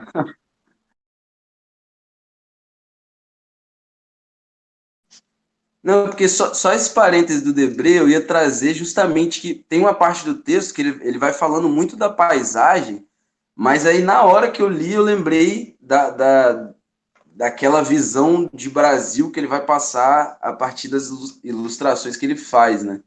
E isso é muito pertinente, mas aí vou deixar, ia ser só um parentezinho, deixar você continuar. Não, eu ia falar, dar exemplos mesmo de como que a própria política se aproveita, talvez, não sei, a gente ainda vai discutir a fotografia, né? O quanto que a fotografia é arte, né? O quanto que, enfim, que seria um campo em si, mas quando eu penso no... Ai, gente, fugiu o nome do fotógrafo agora. Aquele do Rio de Janeiro, gente, Augusto Malta. Quando você estuda geografia urbana e vê as fotos do Augusto Malta ele trabalhava para a prefeitura, né? Ele estava retratando uma época e tem todo um olhar sobre aquilo, aquela escolha subjetiva, mas que tem uma intencionalidade, um sentido político, inclusive, uma ideologia. E aí isso fica como, mas quem é que representa? Quem tem essa capacidade, esse poder de representação? Quais são as artes que são respeitadas ou quais são as linguagens que vão ser utilizadas, inclusive para criar essa subjetivação, né, do moderno? Então, quando eu penso no Augusto Malta, eu penso muito nessa cidade se transformando em moderna, apagando supostamente, né, aquela cidade colonial, aquelas marcas da cidade colonial, e aí vindo essa cidade higienista, estou falando aqui do Rio de Janeiro, do Augusto Malta, que foi um fotógrafo importante para essa memória da cidade. Hoje você vê Debré e Augusto Malta, eles trazem imagens que vão ilustrar todo um conhecimento sobre o lugar, sobre a cidade e tal. Então, eu acho que a arte já, de alguma forma, faz isso, mas tem quem faça, quem são os autorizados a fazer, né? E quem não é nem considerado arte. Quando a gente olha hoje, ainda tem esse debate, né? Se o funk é ou não arte, né? Imagina você usar o funk na geografia para fazer um conhecimento. Se ainda tem gente que discute se é ou não é, né? É ou não é cultura, e o funk tem que ir lá politicamente se afirmar enquanto cultura, né? Também. Isso eu estou falando assim, os integrantes do movimento funk, né, tem que ir lá na Assembleia Legislativa, né, promover um projeto de lei que permita reconhecimento do funk enquanto cultura. O samba passou por isso 100 anos, 100 e poucos anos antes, né? Então, esse reconhecimento das próprias artes, né, enquanto cultura, fazem também com que o movimento na geografia também viva essa movimentação, que o movimento da geografia acompanha esse movimento do real. E aí eu estou usando até uma reflexão de método do Lefebvre, que eu também uso muito, que é o movimento do pensamento tem que acompanhar o movimento do real. Então, se em algum momento o samba era considerado vagabundagem, né, vadiagem, isso também reflete na visão que a gente tem hoje sobre outros gêneros musicais, como o próprio funk, que é considerado o quê? Um monte de coisa negativa também, e ao mesmo tempo tem um monte de gente que compreende, né, a expressão não apenas cultural, mas também política desse movimento, né? Então, trazer ele para a geografia, né, valorizar essas linguagens populares, isso também é uma escolha, né? Tem muita gente que acha que pode estudar geografia e música, mas vai lá sei lá, em que relação, não vai tão no popular, né? Vai numa música clássica, numa música erudita, e aí, enfim, tenta encontrar sentido naquilo, mas eu também acho que a gente, de umas décadas para cá, se abriu também para essa leitura das artes mais populares, né? E aí é claro que também a gente não está objetificando só, é o que o André falou, é produzindo, né? Produzindo e sendo, né? Então, como a gente acabou o próprio exemplo que o André deu dele mesmo ser sujeito dessa produção artístico-científica, porque aquilo que eles fizeram no evento não foi só arte, né? Tenho certeza que muita gente ficou olhando, porque a gente estava lá na Argentina, eles estavam cantando a música Geni e outras, né, André? Outras questões também, apresentando o trabalho mesmo que a gente estava apresentando lá na ocasião. Mas eu acho que muita gente para refletir sobre o que significa aquilo, né? Apesar de ser um ambiente já muito aberto para as discussões de gênero e sexualidade, coloca a gente num lugar diferente, né? E o Lefebvre é um que fala também do quanto que a ciência e a arte podem ganhar caminhando juntas, entendeu? E a gente pode... Acontece que ele não vai dedicar um livro inteiro a isso, mas tem algum momento que ele fala, sabe? E a gente tem que também ficar aproveitando esses autores que são bem aceitos na geografia para dizer, olha, eles também estão apontando isso lá na década de 70, sabe? O diálogo da geografia não, da ciência com a arte, nesse caso, né?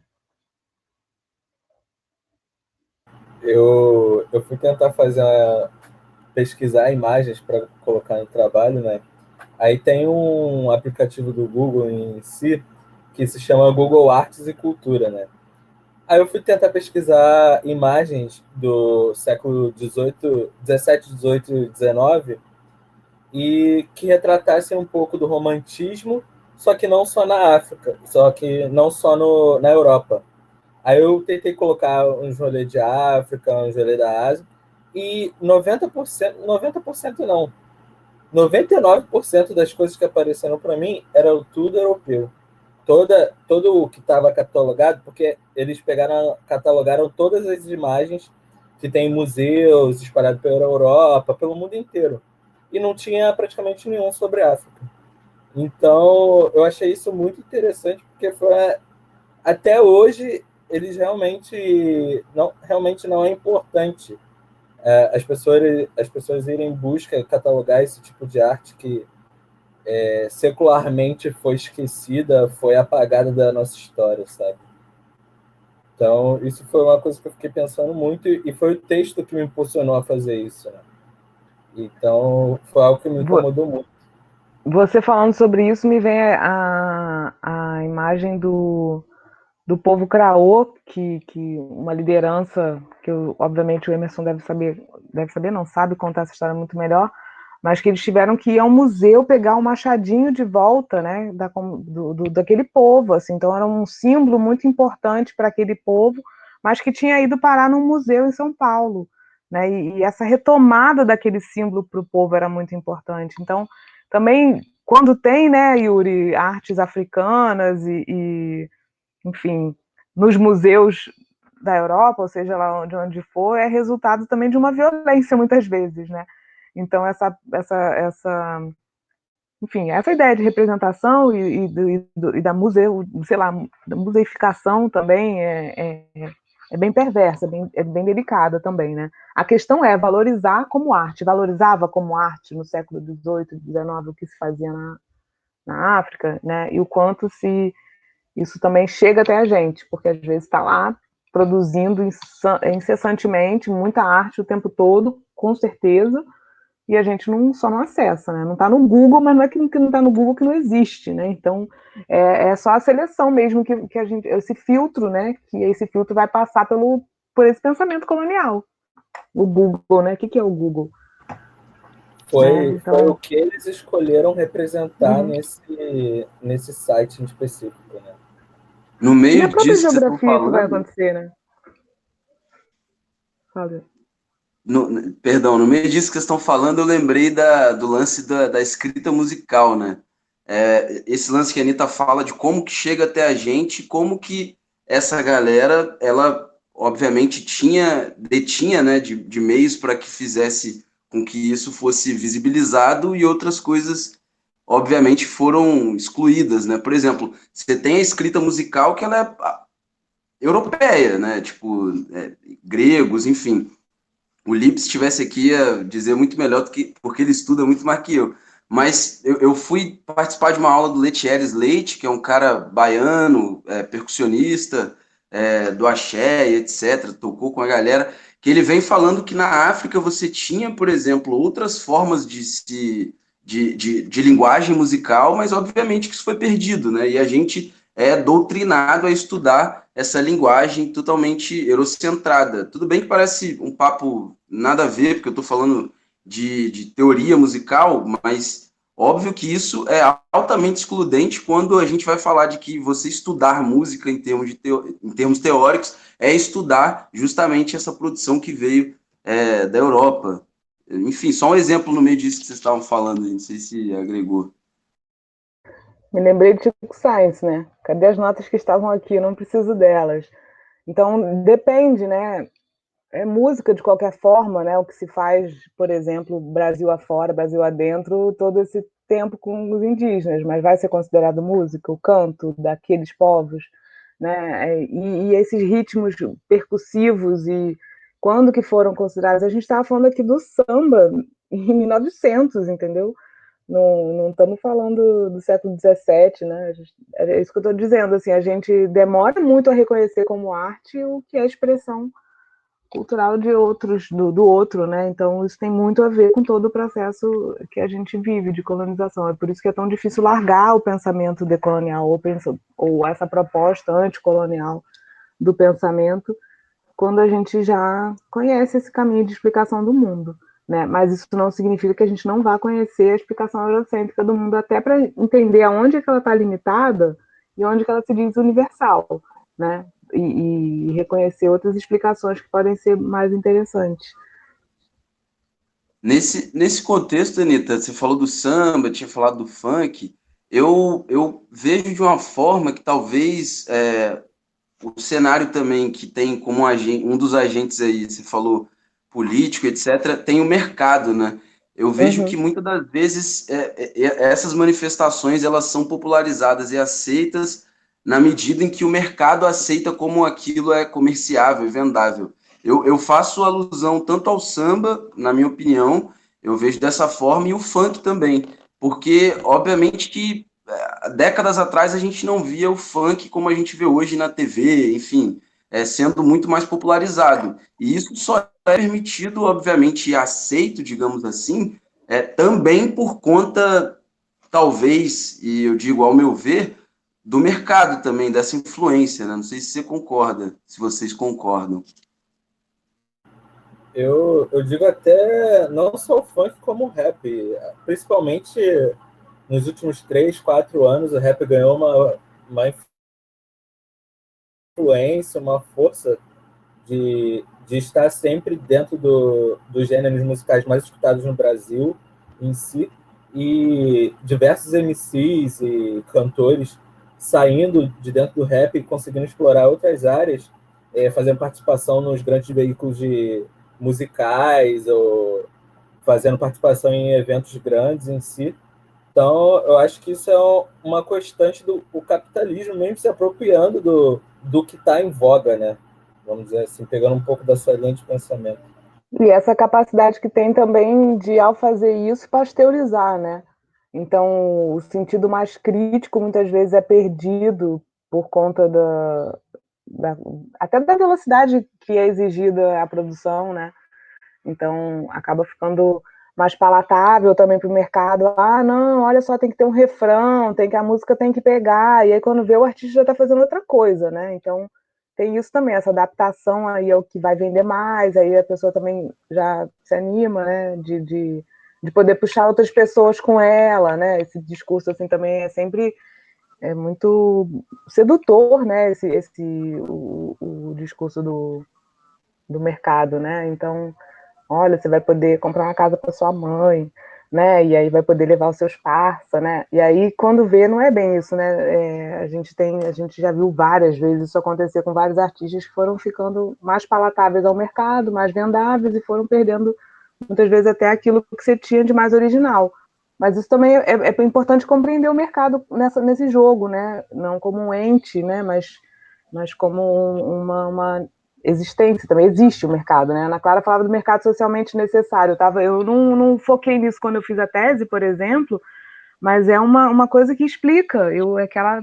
Enfim, ela não me alertou para isso, mas tinha essa compreensão, né? O que é um cara, como eu já falei várias vezes com o Gênesis, lançar um disco, trabalhar 6 anos no disco e quando lança o disco é gratuito, não sei o quê.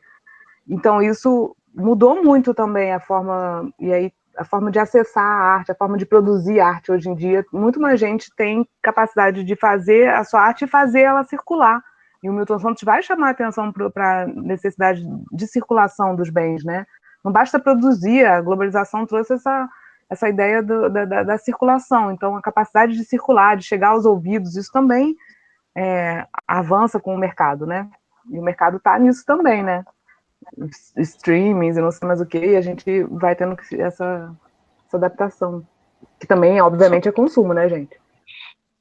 Fazendo um link com o que o Yuri falou, não discordando, mas quando ele fala da apropriação do capital, eu só faço um acréscimo que eu não vejo tão somente como uma apropriação do capital, mas porque tem muita gente que quer chegar no mercado, né? Porque sabe que enfim, alcança o mainstream, vai ganhar dinheiro com isso, o que a Anitta falou também de uma ilusão que talvez é vendida nesse sentido. Mas eu, por muito tempo, vi assim como essa coisa do capital se apropriar, mas isso vem em xeque quando você troca ideia com uma galera que fala que tem como objetivo justamente chegar nesse lugar. Então, eu acho que também é importante dizer que tem certa intencionalidade também e objetividade no sentido dessa ação, né? Tipo, de buscar Claro. o mercado como fim, não sei. E pode ser que seja legítimo, entendeu?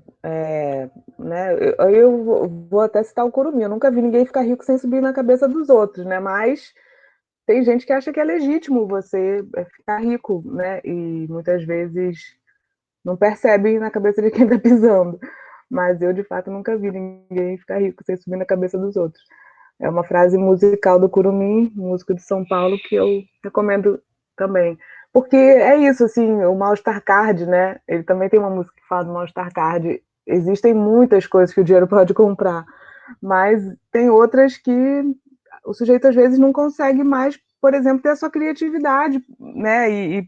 Porque a questão da velocidade, da exigência do mercado pode impactar nisso. Mas também acho que a gente não tem que demonizar, não. Acho que é justo e a pessoa tem que viver da arte dela e tal. O problema é quando se transforma a ponto de perder o sentido, né? De perder a crítica, por exemplo, no caso do rap, né? E no caso do funk, de você negar, por exemplo, a sua racialidade, né? Você negar a sua raça, né? Essa coisa da sou funk, mas sou funkeira, mas sou branca, viu? Então, assim, tem vamos dizer, essas contradições, né, do próprio mercado, que o próprio mercado vai evidenciar e que as pessoas vão acabar caindo, né? Mas eu acho super legítimo quem quer viver da música e poder ser bem remunerado por isso, né? Eu acho legítimo. Nesse lugar tem uma legitimidade, sem dúvida. Eu estava aqui pensando, você falou do texto da Ana Clara, Anitta, o Humanismo Concreto, Mercado Socialmente Necessário. Eu já li ele umas 3 vezes e ainda estou engatinhando para entender, assim. Sinto que ele está meio solto na minha cabeça ainda. E lembro que eu escrevi no meu projeto de mestrado, eu até abri ele aqui para pegar a fala. A MC Delacroix, que é uma cantora, ela está ali entre meio que o funk e o rap, e é uma travesti preta de São Paulo, e ela fala numa entrevista no canal N Lupon, não sei como pronuncia, ela fala: se eu não fosse travesti, se eu não fosse negra, periférica, pobre, enfim, eu não estaria fazendo o que eu estou fazendo. Porque eu estou fazendo isso justamente por uma questão de sobrevivência. Às vezes a gente acaba muito se perdendo no glamour de tudo que acontece, que acaba acontecendo. Abriu um parêntese aí que ela está falando do meio artístico, né, da música. A gente acaba se perdendo muito no glamour de tudo que acaba acontecendo e a gente esquece que esse é um rolê de sobrevivência. Eu só estou fazendo isso porque eu não consigo emprego, porque eu sou travesti, porque as pessoas não me respeitam enquanto travesti. E observando isso e estando dentro da arte, acaba refletindo, né? Eu acabo escrevendo sobre tudo que eu vivo, eu acabo escrevendo sobre a transfobia que eu sofro, eu acabo escrevendo sobre a solidão, enfim. Tem mais coisas, mas que eu queria chamar a atenção era justamente pelo fato dela não conseguir um emprego, por ser um corpo político, por ser uma travesti preta, ela recorre à arte num sentido de sobrevivência, né? Não sei ainda se tem um diálogo evidente com o mercado socialmente necessário, mas acredito que sim, justamente pela necessidade, né, da coisa, da arte nesse sentido. Porque Sem dúvida, tem o sujeito corporificado, né? Que é esse corpo que querem o apagamento, mas que o tempo inteiro está se fazendo. E tem muito a ver com a criatividade, né, André? De procurar em que lugar eu consigo usar isso que eu tenho em potência, que é a criatividade, né? Não é qualquer um que consegue transformar a dor em luta e essa luta em arte, não é? Há uma habilidade e há uma criatividade aí, né? Eu acho também que tem a ver com o lugar que é aceito ou não. Estava falando outro dia com o Tiago, em que lugar, por exemplo, o professor bicha, né, o professor afeminado, ele pode ser mais aceito, por exemplo, no campo do teatro. Eu me lembro de ter professores de teatro gays na minha vida escolar, e me lembro de muito menos professores gays nas disciplinas mais formais, vamos dizer assim, né, mais tradicionais. Então, isso também, será que o professor de teatro estava mais autorizado a corporificar a natureza dele, sabe assim, a expressão natural dele, ou o outro se como é que chama? Engessava mais, né, se disciplinaria mais, porque estava num campo mais tradicional da educação. Então, isso porque eu estou falando de um lugar de privilégio da escola mais livre, né, que eu estudei. Então, eu fico imaginando no cenário por aí, onde as pessoas também não podem ser quem elas são. Então, esse lugar de achar que nas artes vai ser mais aceita também é porque, de fato, a arte tem essa autorização para ser mais, enfim, mais livre, não sei, mais complexa até que a vida, mas enfim. Também mas aberta, né? Sentido aberto. Porque também vai quem quer, né? Ouve quem quer e acessa quem quer. Talvez quando isso chegue, por exemplo, no lugar do mercado, incomode como Pablo Vittar incomodou, né?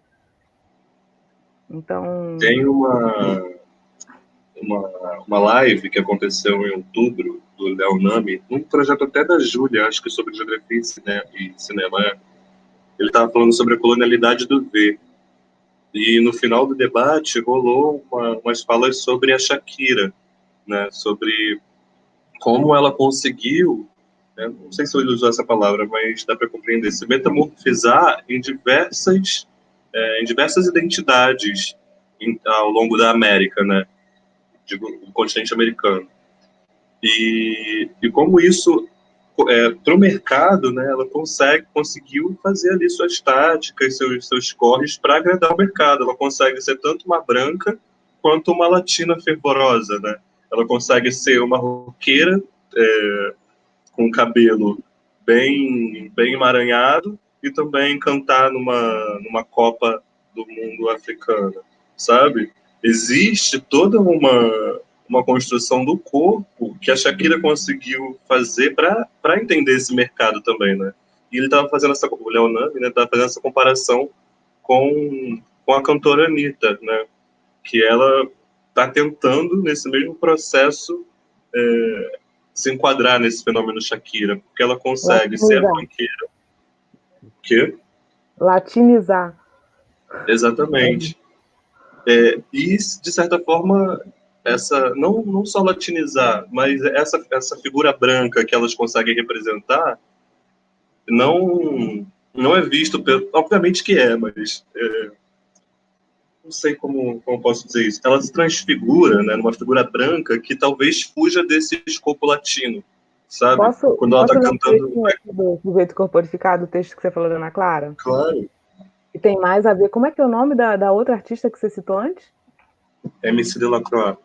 MC Delacroix. Ela fala assim: dessa maneira, o pensamento dominante impõe um sistema de classificação social em que existe a possibilidade do inclassificável, uma categoria residual em ampliação pelo próprio funcionamento sistêmico da versão hegemônica do mercado.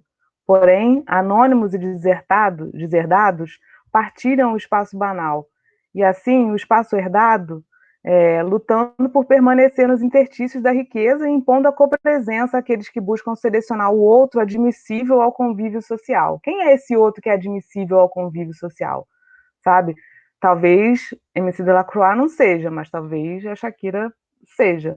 Né? E em que lugar é que está essa possibilidade da copresença e em que lugar está a negação do outro? Nossa, estou querendo mentira.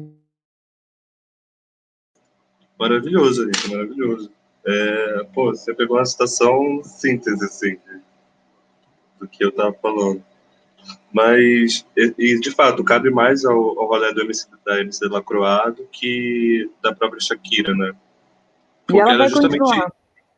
O outro admitido pelo pensamento dominante resume-se aos que podem ser classificados segundo critérios estabelecidos por agentes que, em número crescente, buscam administrar o cotidiano. Então, assim, a Shakira com 5 quilos a mais está fora.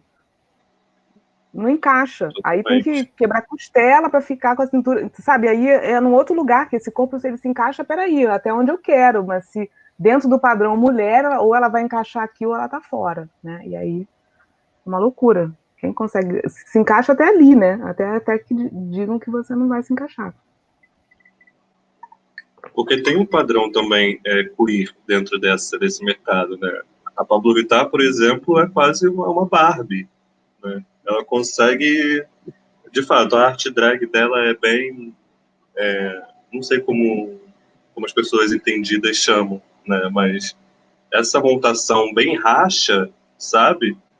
Consegue... Eu tava na casa de um amigo meu aqui do lado e estava falando com o pai dele vendo a Pablo Vittar. Nossa, era uma coisa assim que ele é apaixonado pela Pablo Vittar e ficava, meu Deus, como a gente não conhecia isso antes, sendo que a cultura drag, a cultura de ballroom, ela existe nos Estados Unidos, a ballroom há muito tempo, e aqui as transformistas, né? Aqui em Nilópolis tinha no Cabral um show de transformistas que de fato se transformavam, era um show de drag queen, né? Hoje não sei como seria isso,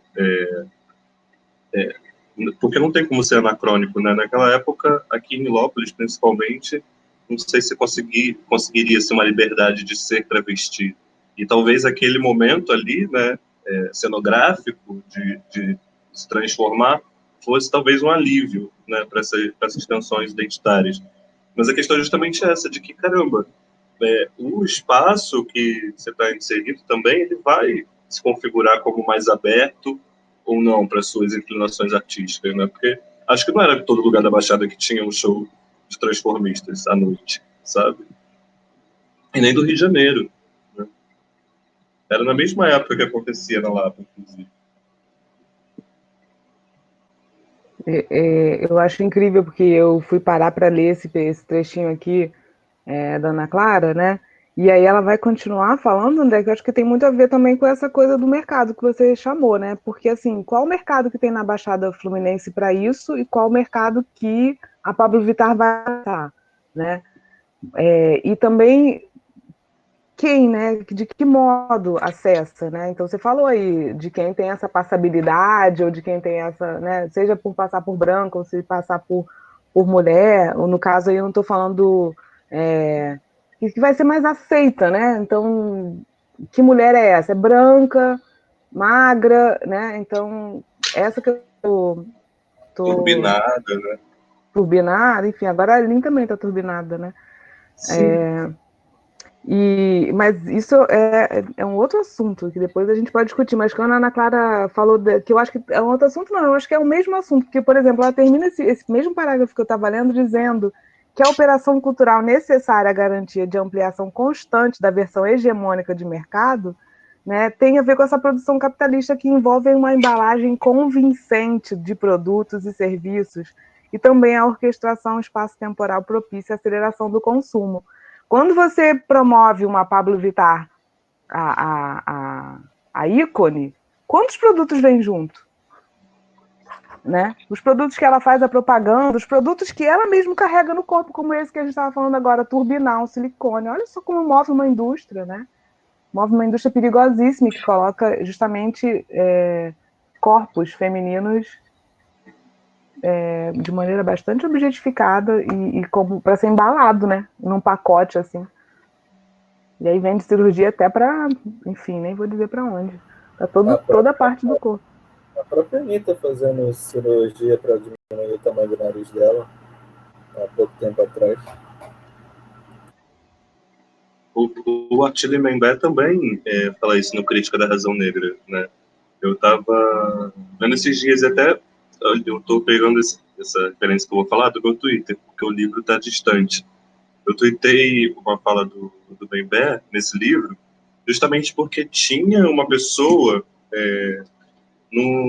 postou no Instagram uma foto um homem postou no Instagram uma foto dele sem camisa e num visual ótimo e tal, e colocou os arrobas do personal trainer, do, do nutricionista, colocou do cabeleireiro, não sei o que, várias pessoas que conseguiram construir aquele corpo, né, para estar ali na internet, de certa forma, bancando, né, a partir da publicidade, bancando esse corpo construído, né.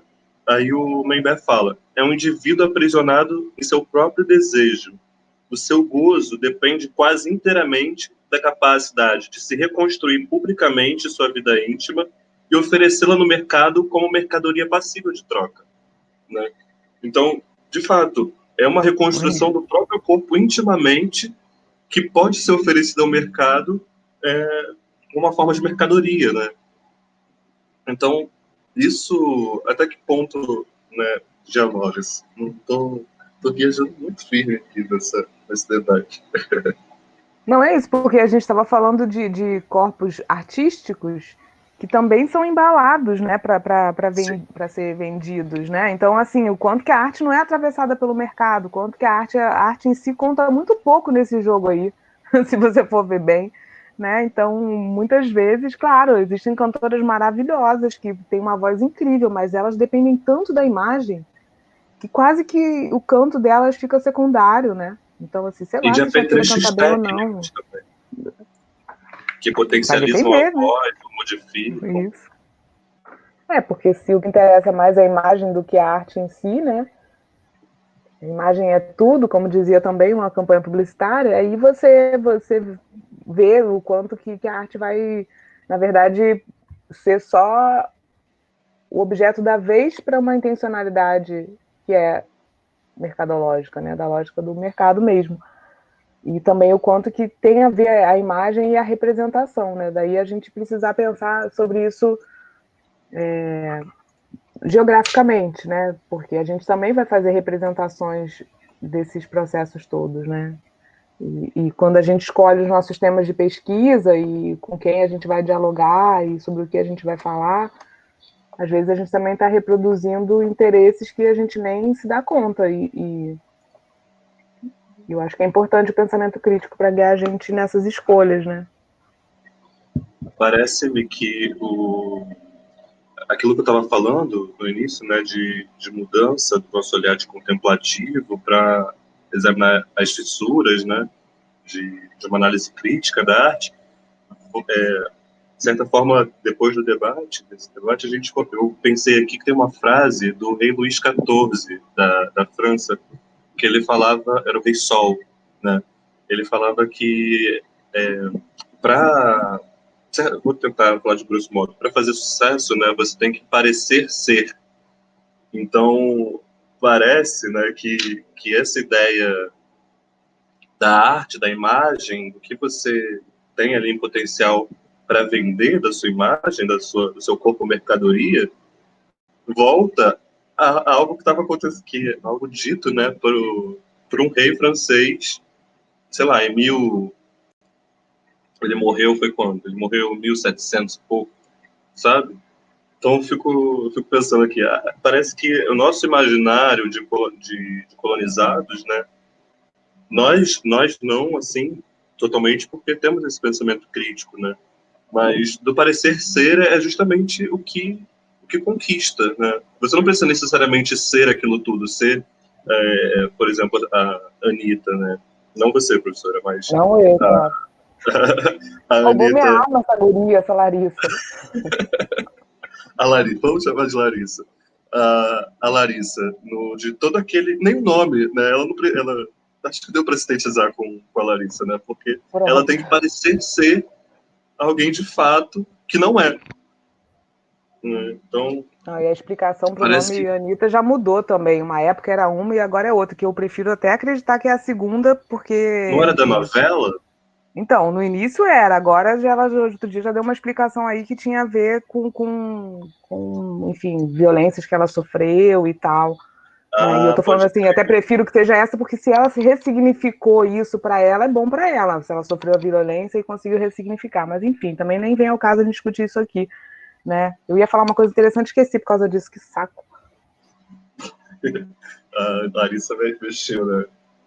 Então, lembrei, sobre o Guy Debord, da Sociedade do Espetáculo, porque ele fala dessa passagem, né, do ter, né, para o ser e do ser para o parecer, né? Então, aliás, do ser para o ter, do ter para o parecer. Então, você deixa de ser, né, e passa a querer ter na sociedade capitalista. Então, a constituição do sujeito vai pelo que ele possui, pelo que ele tem, pela capacidade de consumo, por exemplo. E na sociedade do espetáculo, até mais do que ter, você precisa parecer que tem, né? Então, isso é bem interessante quando a gente vê na cabeça do Guy Debord, que é um autor bem, vamos dizer, complexo, enfim, tem uma questão só bem particular dele, assim, né? Uma leitura bem interessante também, se alguém quiser fazer, da Sociedade do Espetáculo, mas que a gente na geografia se apropriou muito com a ideia da cidade de espetáculo, né? A cidade do Rio de Janeiro como essa cidade de espetáculo que se vende para o mundo, no caso de como a gente pegou uma reflexão que é filosófica, né, que é ampla e trouxe para o espaço, assim, a ideia de cidade espetacular, cidade espetáculo. Eu mesma trabalhei essa noção, o Lefebvre trabalha, obviamente, mas o que eu quero dizer assim, como que a gente espetaculariza, né, a nossa própria existência, a nossa própria vida, e aí algumas pessoas, as redes sociais contribuíram muito para isso, né, e algumas pessoas agora vão viver disso, né, viver de criar uma imagem, e aí os filtros ajudam, as edições, e todo o aparato técnico que tem a ver com os objetos. Então, esse modo de vida agora totalmente voltado para essa aparência, para parecer alguma coisa, gente, isso contamina muito todo mundo, todos nós. A não ser que você se consiga se isentar dessa vida de redes, né? Porque não tem como você estar lá seguindo uma pessoa que está lá nas Ilhas Maldivas e não sonhar em estar lá nas Ilhas Maldivas, entendeu? Porque, claro, você está fechado em casa há um ano, tem alguém lá nas Ilhas Maldivas sem máscara, mergulhando, entendeu? E aí, esse imaginário do poder, né? O que isso tem a ver? Tem a ver com dinheiro, que ninguém atravessa o mundo inteiro, né? 24 horas dentro de um avião, mas as pessoas falam como sucesso, né? Então, dinheiro e sucesso são coisas que se confundem, mas a imagética desse sucesso, né? O que significa um corpo X, né? Um nível de consumo X, significa um tipo de relação, né? Então, são muitos desenhos, né? Essa ideia do espetáculo, ela desenha, enfim, desenha a nossa ação, né? Nossos desejos cotidianos. Mas achei essa frase que você falou da Killing Baby perfeita para o que você descreveu. Acho incrível se o Twitter conseguir fazer esse tipo de síntese, assim. Eu não estou nessa rede, mas se vocês conseguirem, né, trazer mais ideias, assim, sínteses para o debate, qualifica, né, o debate, porque sai desse lugar raso. Isso que você falou aí do corpo, né, do quantas pessoas construíram, quantas pessoas precisaram, quantos profissionais ele teve que contratar para produzir aquele corpo-imagem, né? Enfim, de repente está todo ferrado por dentro. Vai saber, né? Tomando anabolizante. Não sei se é o caso desse aí que você falou, mas, enfim, às vezes a saúde está longe de tá boa, né? E está vendendo saúde, aparentemente, mas é só na aparência mesmo. Por fora, Bela Viora, por dentro, Pombo Lorento, como se falava na minha infância. Mas, enfim. Não sei, gente, se a gente conseguiu. A gente foi para muito longe do texto, o Humboldt ficou lá atrás na história, né? Mas eu acho também que tem um pouco a ver com o nosso jeito de ver a geografia, que ao mesmo tempo que eu acho que foi legal ter escolhido um texto desse, porque valoriza uma história de um pensamento que a gente hoje avança, né? E faz vocês voltarem para a história do pensamento geográfico, né? Para a própria historiografia da geografia, e também reconhecendo vocês como produtores de conhecimento outro, né? Que não é esse que vocês leram também. Então, é legal isso, vocês se reconhecerem também criticamente ao que vocês leem, sabe? Não é só para concordar o tempo todo, é também para dizer, não, esse aqui não me contempla. Gênesis, você tem a faca e o queijo na mão para agora, a sua monografia, pensar assim, caramba, qual que eu quero da geografia e música, sabe? Não é exatamente isso aqui não me representa. Então tá, o que te representa quando você pensa em discutir geografia e arte, sabe? É isso, assim, não que você não vai encontrar um texto que você fale, caramba, era isso que eu queria dizer com a geografia e música. Mas, às vezes, essa frustração, eu acho que tem um dado de frustração aí, assim, de falar assim, não é essa geografia que eu quero fazer na minha monografia, por exemplo. Essa geografia que fica lá longe do meu próprio cotidiano, por exemplo, da minha própria experiência espacial, né, e temporal, inclusive.